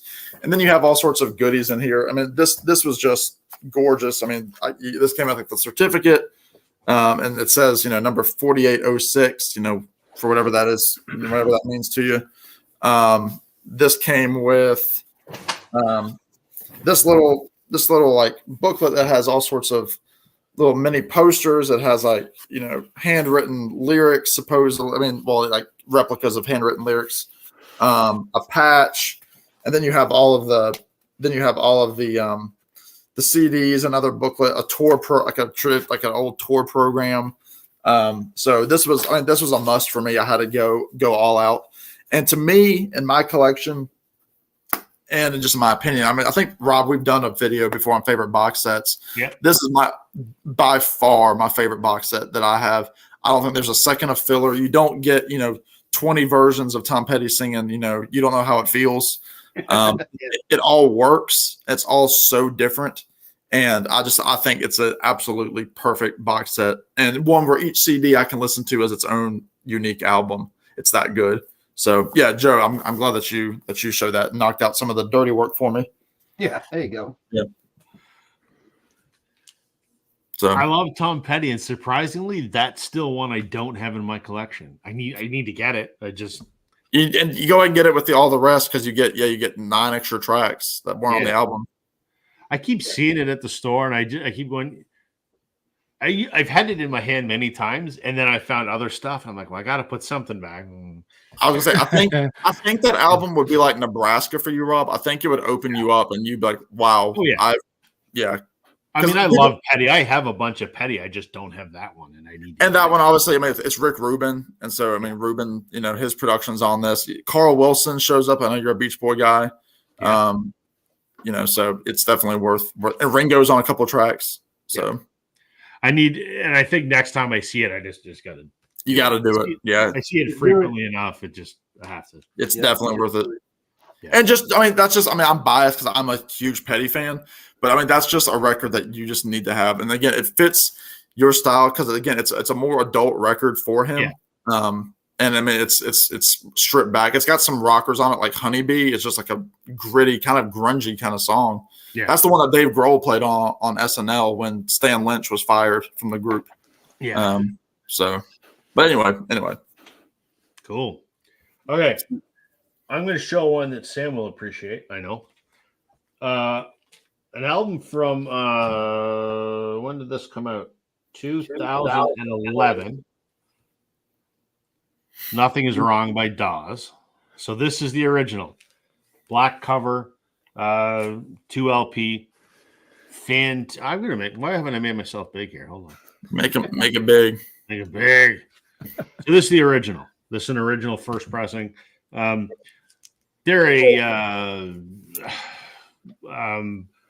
modern Laurel Canyon kind of thing. It's pretty fair to describe it that way, Sam. I mean, yeah. I mean, I'm not a Dawes guy like Alex is. Alex is a big Dawes fan. I haven't dove into him like y'all have. All right. I thought you had a Dawes record or two. No, I don't have anything. Well then, fuck, I don't remember shit. Anyway, so they came out with a 10th anniversary reissue that they just did a bang up job. So obviously different color. It's gold embossed. The cover is actually die cut, which it's not on the original. So the record sleeves come out, and you can change the picture in the front if you want to. It's been remastered. They pressed it on ghost white vinyl, and they included a 45 of Strangers Getting Stranger and Rest Easy. Just did an incredible job of reissuing the album. I mean, the only thing musically different is they've added, 2 songs. They've added this 45. But I love the album so much. I mean, it's probably in my top 20 albums of all time. That the reissue was different enough from the original that I'm like, I have to buy it because it looks different. It's on colored vinyl. The package different. It ticks a bunch of boxes, even though, musically they're not that much different. But thrilled to have both. I think that this is kind of I think an original is a little hard to come by these days, but was thrilled when they came out with the reissue. But it's kind of a, I don't know. They're a little more abstract these days, more kind of mellow jam kind of stuff. But back then they were, sort of like some kind of like that Laurel Canyon sound, but circa 2010. And they're really, really good. They just put out a new album recently. There's another one coming. Just a fun band. And I believe that they actually did, to keep with the Tom Petty train. I think they did open for Petty on a tour. That's quite possible. That would work well on the same bill. So yeah, they're good. There's some of their albums, and I've got probably 3/4 of their albums. There's some that I really like, and they tend to be the older ones. The newer ones, it's a little too free-form, mellow jam kind of stuff, which I know Glenn and I have talked about it. They did an album called Misadventures of Doom Scroller a couple years ago, and Glenn loves that because it's long and meandering, and I kind of lose interest. These are a little more structured, but they're great songs. So, what's his name? Taylor Goldsmith is the singer and principal songwriter, and he is a songwriter, definitely first and foremost. So, great band. So, what are we gonna say here? Darren talking about Full Moon Fever is an incredible album. I just love Face in the Crowd. Yeah, I'm with it's you in my on top that. 10 favorite records. Yeah, fantastic record. Clapton, The Definitive 24 Nights is a nice set, done in rock, blues, and orchestral. Yeah, I've heard good things about that. Glenn bought that one. What's that? I think Glenn bought that one. He loves it. Yeah, I think he did, yeah. Yeah. Morton says, she's the one. What happened to Edward Byrne? She was like the Irish-American Catholic Woody Allen. Rick Rubin, the producer with the golden touch. Yeah, that's pretty fair to say. Shit, I thought that was a Dwarves album for a minute. Nope. Different album, different kind of album art on that. Yeah, a little bit. Through ecstasy, crystal meth, and glue, found no drug company that compares to you. I have 24 Nights set. It weighs about 100 pounds. That's crazy. Crazy. Also the same weight as Woody Allen. There you go. There you go. Sam, I guess you're up next. Yeah, I have a couple more here. I need 10 minutes to put this record back together now. No, right. This is one I have it on CD because I have such a clean copy of the original. It was hard not to get, it was hard to warrant getting a second copy of this, but it did come with a bunch of bonus tracks, which again I have on CD. And again, for some reason I picked 3 kind of power poppy records tonight. And I'm going to go with the debut by Marshall Crenshaw, the self-titled.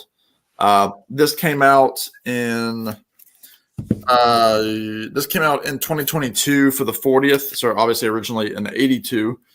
You have the original album, which I think is just perfection. Again, if you don't know this album, you have to get it. If you like hooks, if you like the jangly kind of chords, tight harmonies, his brother is also on here. I believe he's the drummer. But you have a ton. Yeah, you have Robert, his brother Robert, on drums. And then you have on one song on the stand-up bass for the song The Usual Thing, you have Tony Garnier. And you Bob Dylan fans know that Tony Garnier has been touring with Bob since the late 80s and also toured with Tom Waits for a little bit. So he's on this record. But if you don't know Marshall, You might know him. He briefly portrayed Buddy Holly in the La Bamba Richie Valens story with Lou Diamond Phillips. He's in that scene, but you have songs on here like Someday, Some Way, Carrie Ann, Cynical Girl. It's got that Buddy Holly sound. It's kind of like those open chords. Rocking Around in NYC, The Usual Thing. Cynical Girl is awesome. Mary Ann, Soldier of Love. And then, the bonus tracks, you have a couple of live versions, a couple of alternate takes, and then some songs that were, B-sides or songs that were never fully brought to the forefront. So you don't really have any filler on this. It sounds great. They also did the second thing with the follow-up. For Marshall, they did the CD and the vinyl. But I think that one's called Field Day, I believe. And but this is just a perfect debut. Again, if you like Buddy Holly, if you like some of that new wave, I mean, it's got some new wave to it, but it's not new wave like like Devo or anybody like that. It's pure pop, pure hooks, and I just think it's a really, really great record. So this is the original Marshall, the reissue of Marshall Crenshaw, the 40th anniversary. And again, I think it's absolutely fantastic. I've listened to this a ton. Again, it's one of those timeless sounding records. You can tell it's from the 80s, but it doesn't have like that overly 80s that production that swamped so many of these guys in that time. But Marshall did it right, and I think it's just a perfect debut. So the debut of Marshall Crenshaw 40th anniversary edition. Check it out if you don't have it or have never heard it. All I've got is Downtown. That's the only one of his that I've got. So if you like that jangle, if you like kind of 50s sounds, this album is just superb. It really is. I just found a copy of that record in the thrift shop a few weeks ago, so it was good. Oh yeah. That I found Field Day last summer for about $10, and I found the OG debut for about the same, probably the year before. And it's so worth it. It's just such a great record. And again, like you said, you can get them anywhere. I mean, they're out there and they're usually in pretty good condition. So Darren wants to know, Sam won't have any of this, but Brian, Joe, do either of you have any I Mother Earth? I don't know that's ever been put out on vinyl, has it? I don't know, but I don't have any. No, I don't have any. No. I remember them. They were a rock band in the 90s, sort of much music kind of thing. What the hell they had one big monster hit. I can't remember what Starseed was that Starseed? Was that them? No, that was Our Lady Peace, wasn't it? Yeah, I think that's right. Yeah. I can't remember what the hell it was. But what with the lead singer was Edwin something. Yeah, who is now a country performer, isn't he? Or is he? That's Dallas Smith. Edwin went on to do some solo stuff. Right. Dallas Smith was the anyway. Yeah. No, never mind. Go ahead. Don't worry, we're not going to ignore your question, Darren. It's all good, man. Emma, welcome. How you doing? Thanks for joining us. Hey, Emma. Watched you and Alex the other day, so that was fun. One More Astronaut. That's the song I was trying to think of from My Mother Earth. Yes, that's right, man. That takes me back to like 94 or 5, something like that. Wow, that's hard to believe. That was 30 years ago. Shit. Good God. Brian, right? Brian. Yeah. Well, let me cheat and do a twofer. Do a twofer. Because come on. These are both part of the same reissue campaign. This is Bruce Coburn's Charity of Night, and this is Bruce Coburn's Breakfast in New Orleans, Dinner in Timbuktu. This guy's like a Canadian institution, so I'm never sure people south of the border or overseas who know this guy or not. But in Canada, he's put out close to 30 records, 28 or 30 studio records, a number of live records. There's a number of compilations, so very prolific. Started out as kind of like a folky, singing in the Yorkville coffee shops with Neil Young and people like that, and then kind of took on a little bit of a Christian singer, not overtly, and then known as a political singer perhaps, but there's a number of his records that aren't on vinyl, and in 2021 these both were released on vinyl, and that still leaves a gap of several records that aren't on vinyl. which I think they should rectify. This came out in a box set at one point with his first record. But for me, like I've never, done a Coburn ranking or anything, but The Charity of Night is, I think, one of his best records. These are both released in double vinyl, and they're both really great. And I think Bruce Coburn has said this is these two records are two of his favorites from his catalog. And of the two, I prefer this one. This is got some really incredible songs in here. My favorite Bruce Coburn song is on this record, which is saying something considering he has like 28 records. He got some criticism, I guess, for being too political in some cases, I suppose. He used to go on these trips. He went to Mozambique famously to talk about landmines. He went to Southeast Asia, the legacy of the war there. He's been to Central America. And I think he did have 2 hits in the States. If I Had a Rocket Launcher and maybe Lovers in a Dangerous Time from the same record. And If a Tree Falls, maybe. If a Tree Falls, maybe made it down there.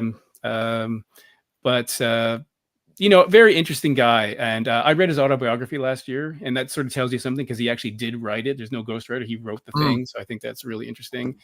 Press to play is here. Yeah. He is touring now. I was going to mention that he is definitely still touring. He's going to be, he's coming here. Well, he's coming to Charlottesville, Virginia. About an hour, 40 minutes heading east for me, but yeah, he'll be here. Yeah, I remember Steve at All the World's Stage sent you, Sam, the Christmas CD. Is that right? Bruce Corbin's Christmas CD? Yeah. And I don't like Christmas music. I don't like Christmas music at all, but that CD is something I play at Christmas. I think it's the best Christmas music I've ever heard. And that's coming from someone who doesn't like Christmas music. It's fantastic. Yeah, I haven't spun it yet because I was waiting for, November or December to put it on. Yeah.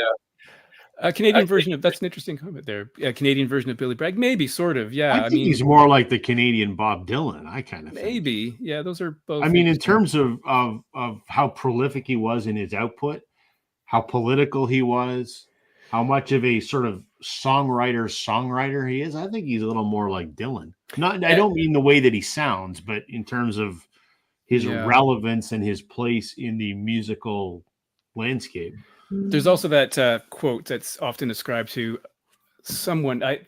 Someone asked Eddie Van Halen at one point, "What does it feel like to be the best guitarist in the world?" And apparently Eddie Van Halen replied, "I don't know. Ask Bruce Coburn," which is interesting. Yeah. He has some phenomenal instrumental tracks, some really amazing. I mean, the guitar playing is pretty extraordinary. He's really, really, really great. He went to the Berklee School of Music for a while as well. So I find him really endlessly entertaining and still out there singing, dealing with arthritis, I think. So he can't play all the songs he used to play, but yeah. I feel he might be one of those artists that is going to get much more recognition when he passes away, unfortunately. Yeah, could be. There's guys like that. And I think it's safe to say even Gordon Lightfoot can fall into that category where a lot of people forgot about it and then he passed away. And then I think a lot of people went back to his music. So I don't know if there will be some sort of resurgence for Bruce. Hopefully it's not for a long, long time. And I'm not wishing that on him by any means, but it might be one of those where he's going to be appreciated, but he has to be gone before we appreciate him more. I hope not, but you could be right. Sadly, that happens far too often, for sure. It does. Yeah. Joe, what do you got? You got comments you want to do? I don't know. I'm all caught up for the most part. Caught up in comments. Okay, I'm not going very deep. You guys are just making me look bad, but you do that often. I got a couple superficial picks coming up, so don't worry about it. I don't know where this falls into, if this falls into superficial or not, but El Camino, the Black Keys, and this is the 10th anniversary of it. So it's that album just redone with the red van cover, not be confused with the blue van cover or the green van cover or whatever it is. You would think at one point it would have actually had an El Camino, but I don't think there is. Maybe is there? I don't know. No. And then it's also got a couple of live discs to it as well. So I am a Black Keys fan to a certain extent, not a huge fan. So this is a nice way. If you want to pick up a very good album, and then the live versions, the other two live discs have a lot of their other stuff on it as well. So if you're looking for a way to kind of get yourself, I love all the glare that I get on mine, It's like taking my hat off. Where was I? Oh yeah. like I said, it's a great way to get a very good album, because it is a very good album, but then also to pick up a bunch of their other songs. If you don't want to invest in a lot of their albums, because it's a couple of live sets from where was it? Milwaukee? Was it Milwaukee? No, Portland. Portland is where that was from. So I'm not sure I like the new one. I haven't listened to it much. It's a little different, but it's still the Black Keys, I think. So. And they canceled their tour to Yeah, I saw that. Yeah, downsize. 24 dates they canceled. I think. Yeah, I'm not sure. I saw the headline and went, okay, well that kind of sucks. I don't know if I was going. I might have gone. Was there a reason given, Sam? I didn't. Yeah, it was ticket sales, which is funny. It seems like this is a big thing because I mean, not that she's my music, but Jennifer Lopez did the same thing with her tour. She canceled it for low ticket sales. What's interesting about that Black Keys is that the opener for most of those dates, or all of them, was the Head and the Heart, who are one of my favorite groups. Very mellow, like indie pop kind of group. But they are not pulling. It's not the same crowd. Like people that go to the Head and the Heart aren't being like, ooh, one of my other favorite bands, the Black Keys. So that could have had a factor. It wasn't like a solid blues opener. And what's funny, back to, you showed that El Camino set. I have the CD set of that. It's the only Black Keys that I own, and it's like the first press, if you will. But the CDs are mislabeled. So like after like CD 1 or CD 2, I think, because I think it was 4 CDs. They're all switched around, and so like I don't know if that's going to be worth more money for me in 10 years or so. But so I had to like readjust they don't match the track listing. It's the right music, but the label on the CDs is wrong. So there you go. There you go. You're sitting on a gold mine, Sam. So, gold on the ceiling, if you will. If you like some Black Keys references there. We got a big concert announcement the other day, playing both Saskatoon and Regina, and including the rest of Canada. Paula Abdul with Tiffany and Taylor Dane. There's a show. Oh boy. I thought there'd be a little more excitement, but. Oh, the funny that getting back to the last Black Keys record, there's a music. It's not a monthly. It's almost a monthly in out of Toronto called Exclaim. They gave that record 4 out of 10 stars, which caused the Black Keys to respond and said, the reviewer is from Winnipeg, so that kind of discounts them. They had a pretty funny response, but then Exclaim went ahead and reviewed the Black Keys review of the original review, which was pretty funny. So, Nice. But I have yet to hear it. So. Well, what's funny about that Black Keys tour is that they said they were going to readjust and come back in smaller venues, which just means they want to go to places where they can actually sell out. But okay, quick baseball tangent just for a moment because it's now been brought up twice. This sounds terrible of me, but hear me out. I don't want the Jays to win right now. Because here's the thing. We lose a shit ton of games, then we win 3 or 4. Then we lose a bunch and we win 3 or 4. And we just kind of bob along. And that's not okay. Because it's what's that old adage? Doing the same thing again is expecting different results is the definition of insanity or whatever. So we're not addressing any of the problems if we just keep doing what we're doing. And the only way that we're going to have the changes made that need to be made is we need to seriously shit the bed to force Rogers, who's the company that owns the team, to make some changes. Schneider's got to go, the manager. Guillermo Martinez, the hitting coach, has got to go. The two that have to go the most are Shapiro and Atkins, our president and GM, but who knows? But we got to start there, and I think we need to start being sellers, and I think we need to dump Vlad and Bo because they've never lived up to the potential that they had, and they've had 4 or 5 years to work it out. I hate to say it, but if we're ever going to be a contender, we've got to hit rock bottom, and we're damn close to being there.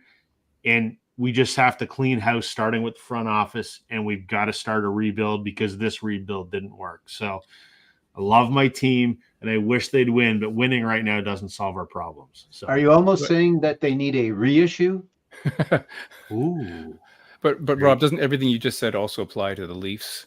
Yeah. but I'm a Habs fan, so. Okay, it's fine.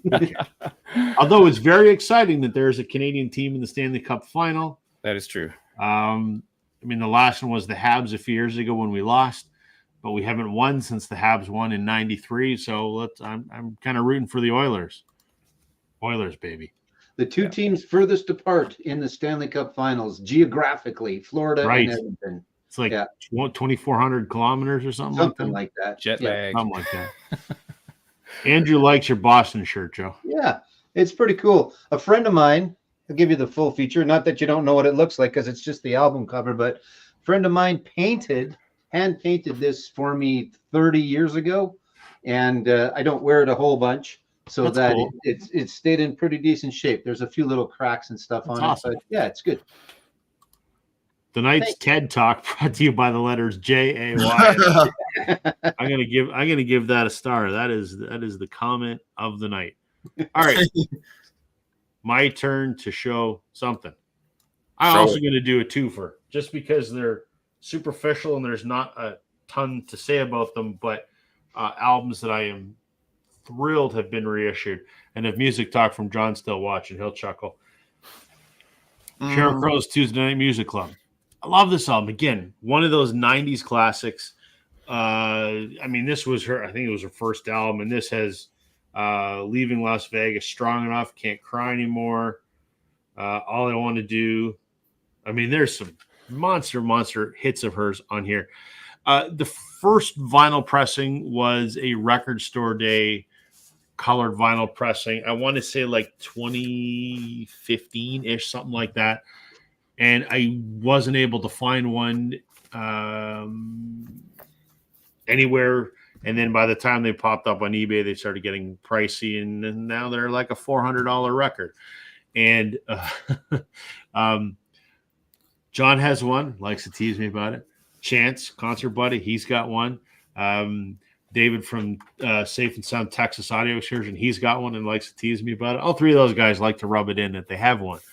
Well, they finally reissued this late last year, and there's a black vinyl version, which is not what I've got. It's hard to see, but this is kind of like a weird sort of blue, sort of marble version.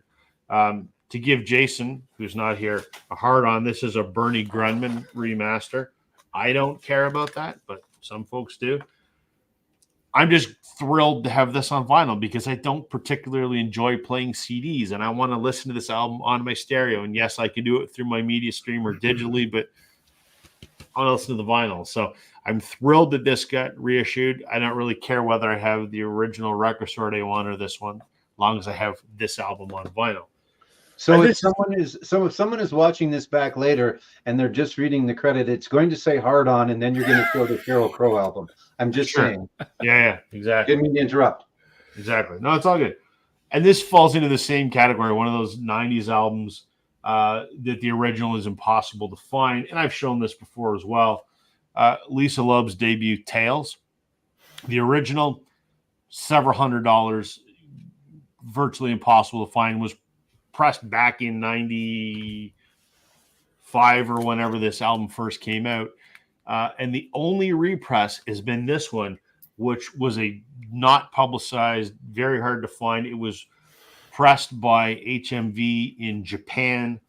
And the only place that I was able to find it was a couple listings on eBay. And it's on this very cool clear splatter. Well, I'll pull it out. It's on a clear splattered vinyl. They never advertised it on her web store. It wasn't, I could never find it at a store. I just found a couple listings of it on eBay. And now consequently, even this reissue is going for several $100s. I mean, that's cool desk. Yeah. But just a great 90s, pop album that I'm never going to afford the original 1995 pressing. I couldn't even afford this pressing now, but I'm glad that I was able to snag it at the time when it came out. So two great 90s records that, nothing spectacular about them. Just I'm glad that there was a reissue made so that I could get my hands on it. So, all right. Let's see here. A few comments. Go Habs, go! Absolutely. Is it still okay for me to come next week? Damn right. I'm a huge Habs fan, FVA. So you and me, we're good, man.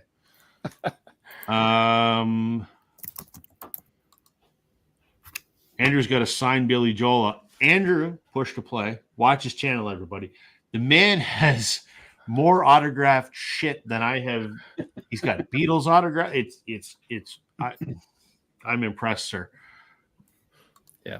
Yeah, John, we know you have it.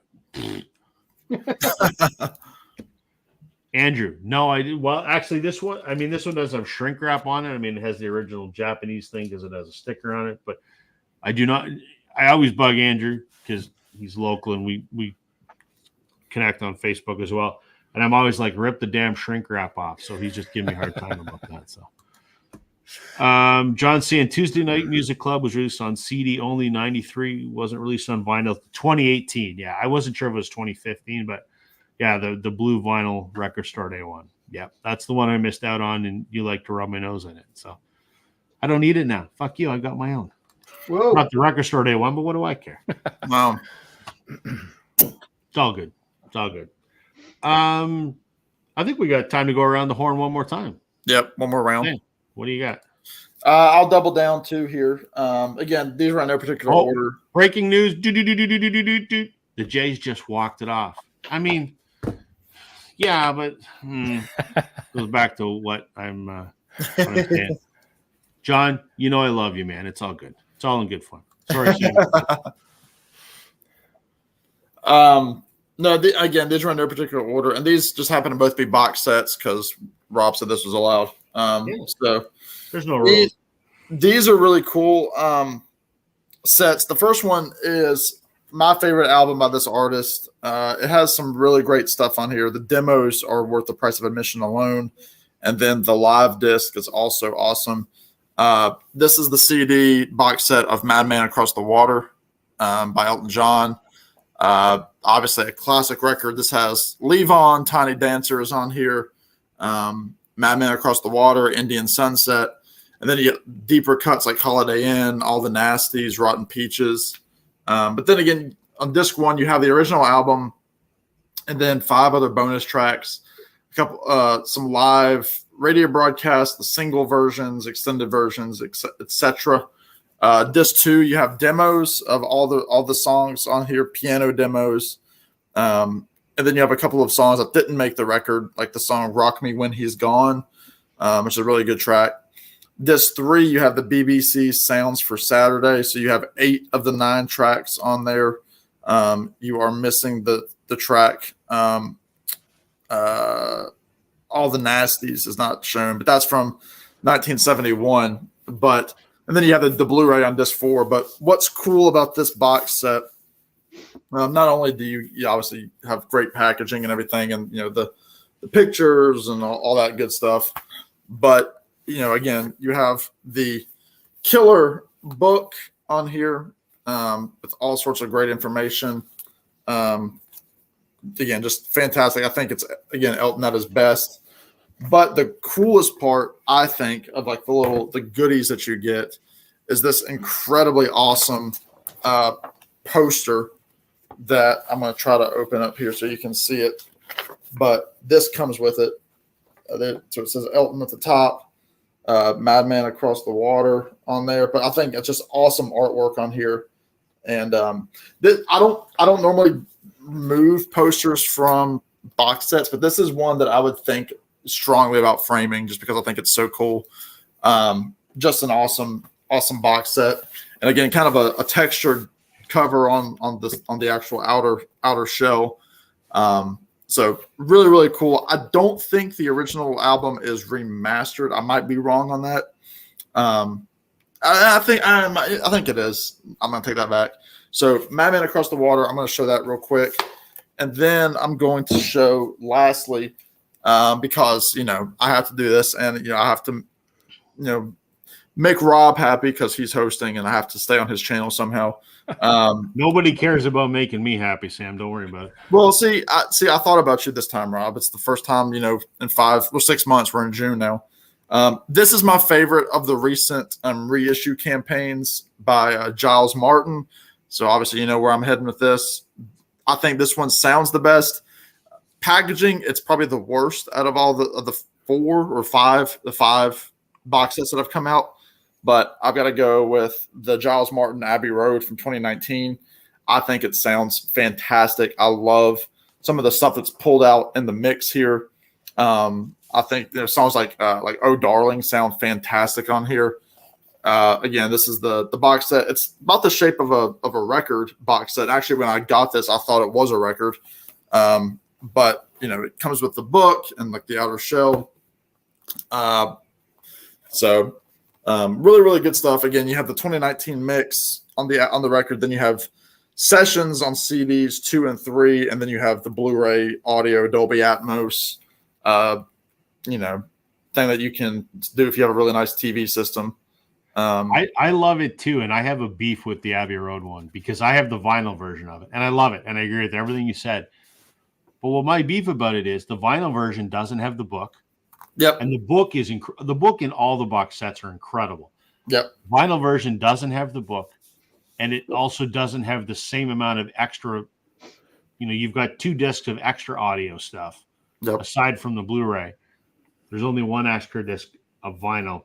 So there's other studio stuff you're missing. And it really irked me that if you want all of it, you got to buy both. And I'm still looking for the CD version at a reasonable price one of these days.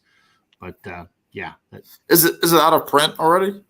Oh, yeah, it's been long out of print, but it's still relatively easy to find. I just got to get it at some point. Yeah, I think, there was another one that was like that. Because, what was it? They did the same with White Album, too. The White Album, yeah, because Let It Be had the box, the Revolver had the box. Yeah. Those were the 2 they got right. It's the same content regardless of the format. Yeah. But, I mean, again, I think this one sounds the best. I think Paul and Ringo, obviously, they brought up the bass and the drums so much. And Lennon's vocals, I think, come together on here was a whole new experience.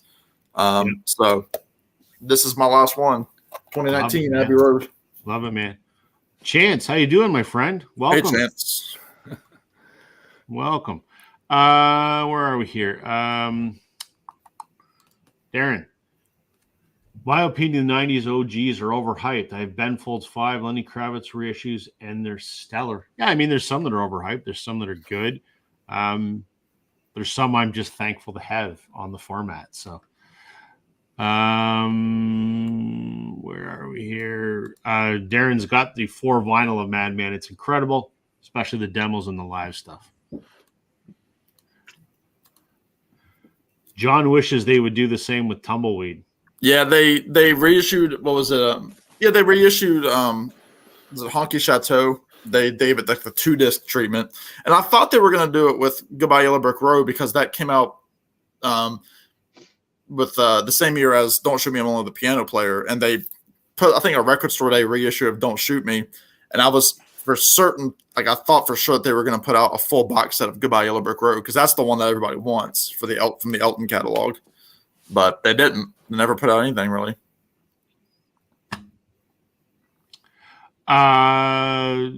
Someone was asking about when Chance is going to have his next live stream. Tomorrow. Moving to weekly, alternating hosts. There you go. Tune into Concert Buddy, everybody. Please do. Okay. Brian. All right. Well, I have like 10 or 12 more, but with one.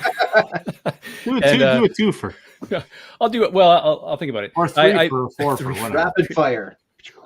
I'm going to mention this one because Sam mentioned Warren Zevon at the beginning. So I'm going to mention this one, which is Preludes, Rare, and Unreleased Recordings, which came out in 2007 on compact disc. I don't have that, but this was released in 2022, slightly expanded. It has a bunch of lo-fi demo tracks, which were accidentally discovered by Jordan Zevon in a box somewhere. They didn't even really know who played on these tracks. Some were with the band, some are solo. And so some of these tracks you'll recognize because they appear on later records. Hasten Down the Wind, Werewolves of London, all these, some songs that you'll recognize, Carmelita, Desperados Under the Eaves. And then we have things that, there's a couple cover versions. There is Back in the High Life again, which is kind of interesting. And then the fourth side is discussions with Warren Zevon, where he talks about the song. So there's 5 segments there. Oh, that's cool. which is pretty interesting. Normally I don't really go for demos really very often because sometimes I'm just disappointed in the sound. But these are so interesting because they're really archival in a way. They're very primitive. I don't want to give the sense that they're rough recordings. They're obviously not produced really, but kind of interesting things. And it's interesting to get some insights into what the songs originally sounded like. Some tracks that never made it onto any of his records. Some of the the spoken word parts. It's kind of really interesting. And it comes with this really good book, which has a description of, what it's all about by Jordan Zevon, how he found the recordings. And then we have the contents. And then there are some contributions by other people. So some of the people I don't know, but there's John Landau, Bruce Springsteen, Warren Zevon himself, Jackson Brown. Oh, cool. Crystal Zevon. So it's a kind of an interesting set. Oh, there's the hype sticker that just fell out, which kind of says exactly what it's 28 tracks, 8 previously unreleased. Original demo of Werewolves in London, 20-page book. So that I think is a really interesting item for the Warren Zevon fan. And if I'm just talking about Warren Zevon, I will also say, since it's sitting here, that where'd I put it? I also got the this reissue, The Wind, which I'd never had. It's been on vinyl a couple times before, and I always missed it. But this is a 2018, I guess. Anyway, I found this for a good price and decided to grab it because, this is one of those sad records where he knows he's about to die, and it kind of reminds me of Black Star by Bowie or You Want It Darker from Leonard Cohen, and it's one of those records, but it's really good. It has tons of guest musicians on here. It's amazing who's on here. So that's it. I recently watched, it's on YouTube, him the last time he was on with David Letterman, because he was on lots, right? And Yeah, that's cool to go back and watch that. I mean, it's always great to see him on there, but that was a good episode where they kind of dedicated the whole thing to him, because Dave was, I'd say, big fan. Exactly. Yeah. So, yeah. What do you got, Joe? All right. I'm going to show one of, I was trying to do the math because I know they just brought out another 9. So actually they just brought out another 6. I think there's 15 altogether. Anyway, I got AC/DC and the gold version. Oh, Joe, we lost him. All right. I'm sure he'll log back in a moment. So in the effort of keeping things going, I'll go next then. And then when Joe rejoins us, we'll yes, do that. there we go. Yeah, Dan, you missed my Jay's rant already. It was about 10 minutes ago. So, here's Joe. Here we go. We got him back. There we go. We'll make him big again. Hit the wrong button. I was Don't trying do that. I was trying to confirm how many of these 50th anniversary gold AC/DCs are out there, and I think it's 15. Anyway, I hit the wrong button. But so really, there is nothing wrong with, nothing new about it other than they're gold, and it's the 50th anniversary, and they've got a bunch of them out now. I think almost the entire catalog. For me, and that's the why I picked that one, is I didn't have the Razor's Edge until now. It was just one that had eluded me. I'd ran across it a couple of times before, and I was in the States last year and didn't want to carry it around, bring it back on an airplane, stuff like that. It's a little bit of a tougher one to find. You can see some of the other stuff, and as I think you and I have discussed before, Rob, I like to find my stuff in the wild, not on a Discogs or an eBay or whatever. So it was kind of nice for me anyway that they brought them back out, and they sound really good and they look pretty cool on the turntable. And it's it looks gold like. It's got some contour to it a little bit as well. So I just heard. I mean, I never listened to my classic rock station, but I literally was driving my trash to the trash compactor at my apartment complex, and the local classic rock station, which plays the same 20 songs, was playing, and the song "Money Talks" was playing, and I was thinking, like, man, that took me back to me being in middle school listening to rock for the first time, and I was like, that's a really good song. It is a really good song, and this is a really good album. It was certainly a bit of a comeback for them, and I love Money Talks, and that's one that they never play live. I don't know if Brian doesn't like it. he was part of it, but he doesn't like it for some reason, and they never play that one, even currently, because they are back out in Europe for now doing shows in Europe. But yeah, it's a great album, and that is a fantastic song. Yeah. So again, nothing spectacular, but if you have to catch up on some AC/DC, or you want to start from scratch, you can get them all in the gold color, and there's nothing different about them. They do have a couple new reissues out. Well, if you want to call it that, if you're seeing them live, and maybe when they come to North America, they will do it as well. But they've got the original 2 versions of their albums that were brought out in Australia. They've got those out on tour with them in the merch stand, like the TNT with the alternate cover, and the Dirty Deeds where it's Bond, with Dirty Deeds on his arm and stuff like that. So they got a little bit of that. This is just the same thing in gold, really. And I'll say that there is a on the current touring version of AC/DC, for those that are interested, there is a Tom Petty connection to their current band. The current drummer, his name is Matt Laug, I think is how you pronounce his name, Laug, was the original drummer for Mike Campbell and the Dirty Knobs. Who he left the Dirty Knobs. He also plays in some sort of Swedish rock band, I think. He's American. But he's currently touring as the drummer for AC/DC. So he left the Dirty Knobs and joined AC/DC. So yeah, he was with them last year when I saw them in California, and he did a great job. Yeah. Oh yeah, he's great. Because Phil Rudd played on the record, on the newest record. He did. Yes, that's right. And he has some legal issues. He did have some legal issues. That's right. Yeah. Yeah. And yeah, Cliff's not with them anymore either.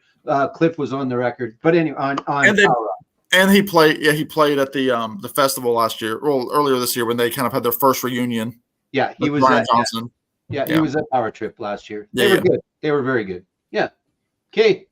For the record, Mr. Skills, I love AC/DC and I hate Kiss. So I know that maybe doesn't make sense, but I love big AC/DC fan. Notoriously, gold vinyl is a little noisier. Do you find it sounds okay, Joe? No, I think it sounds fine. I think they did a good job of it. So yeah, it was okay, because it's not a transparent. It's actually it's not transparent at all. It's solid. It's solid gold. They have so much money, they are printing them in solid gold now. And I mentioned earlier that this record is on gold vinyl, and I think it sounds great. Yeah. Yeah. Yeah. I guess it's got some digital processing that the analog purists are complaining about. Well, they're always going to complain. So like I said, I didn't have it, and I was just happy because it's a great album. So I'll take it. All good, man. All good. All right. My turn to show some. I'm going to do a twofer because I want to, and you can't stop me. So there we go. This is kind of like the gray area of reissue, but I'll explain why it's sort of like a reissue. And this is for you, Sam. This is Greg Keeler from Blue Rodeo. Hey, there you go. This is his solo album from 2021 called Share the Love.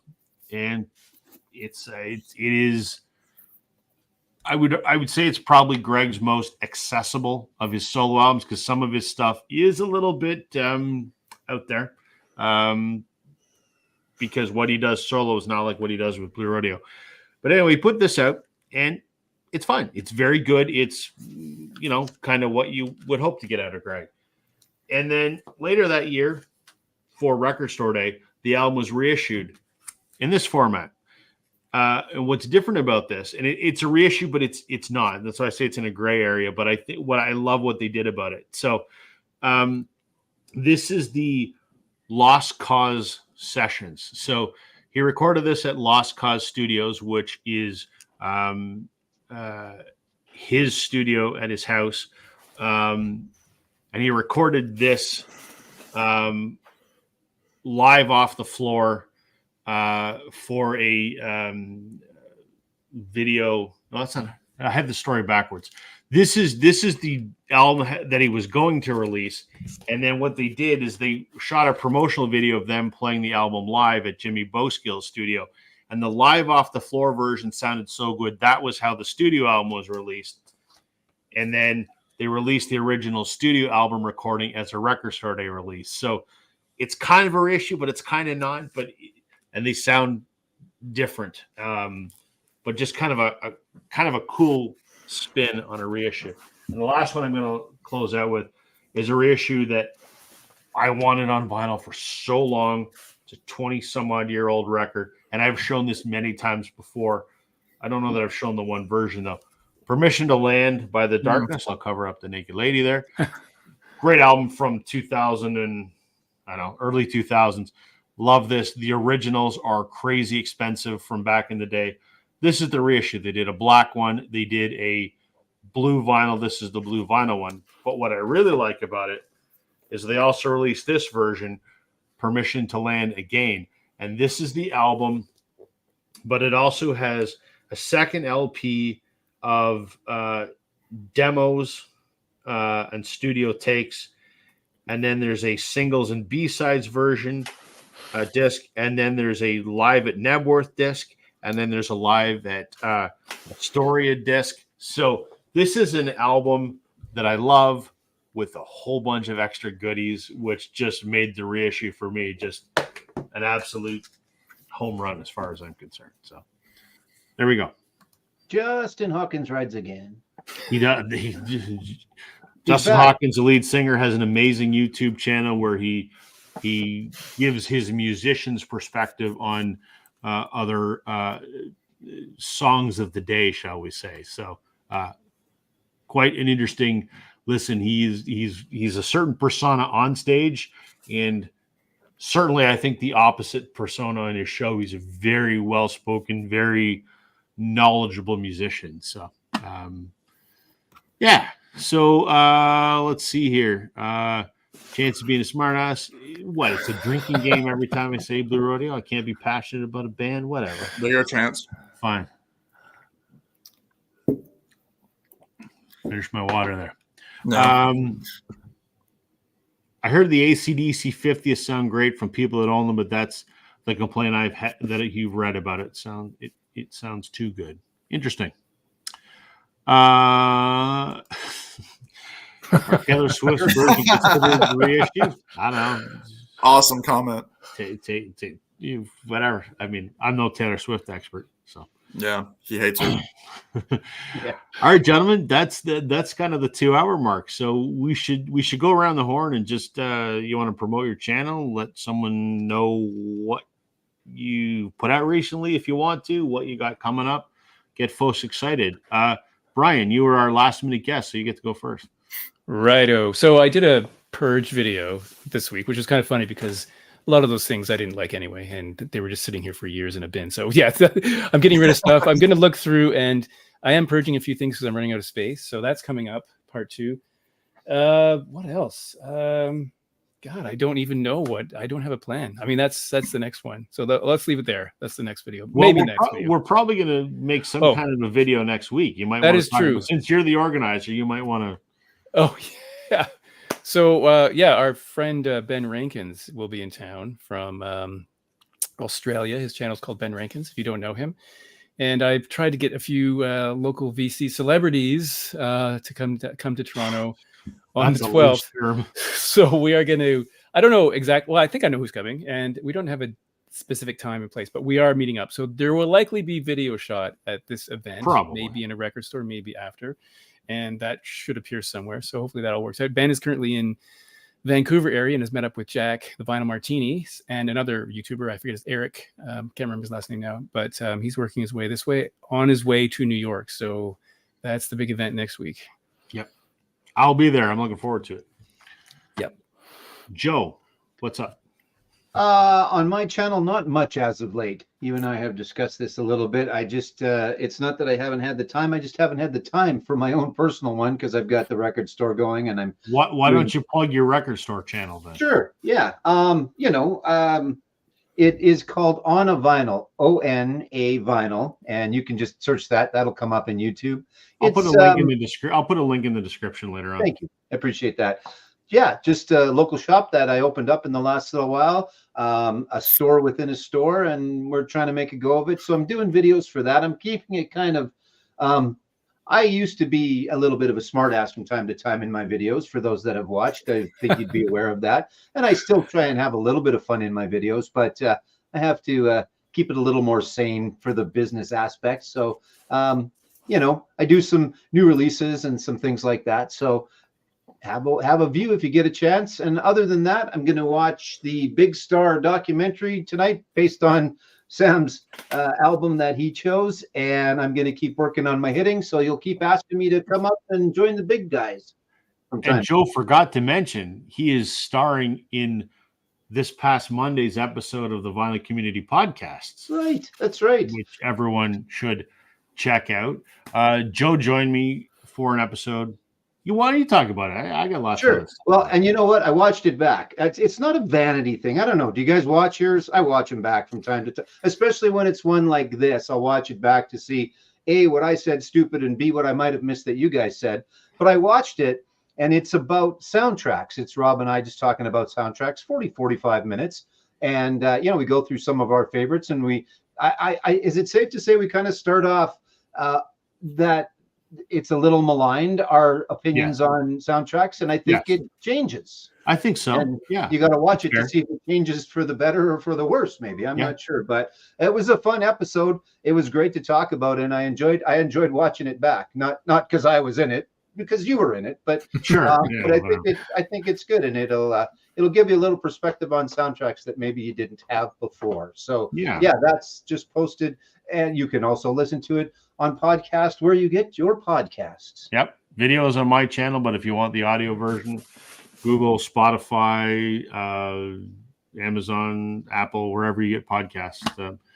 It's twice weekly. So episodes on Mondays and Wednesdays, founded by our good friend Concert Buddy, if you're still watching.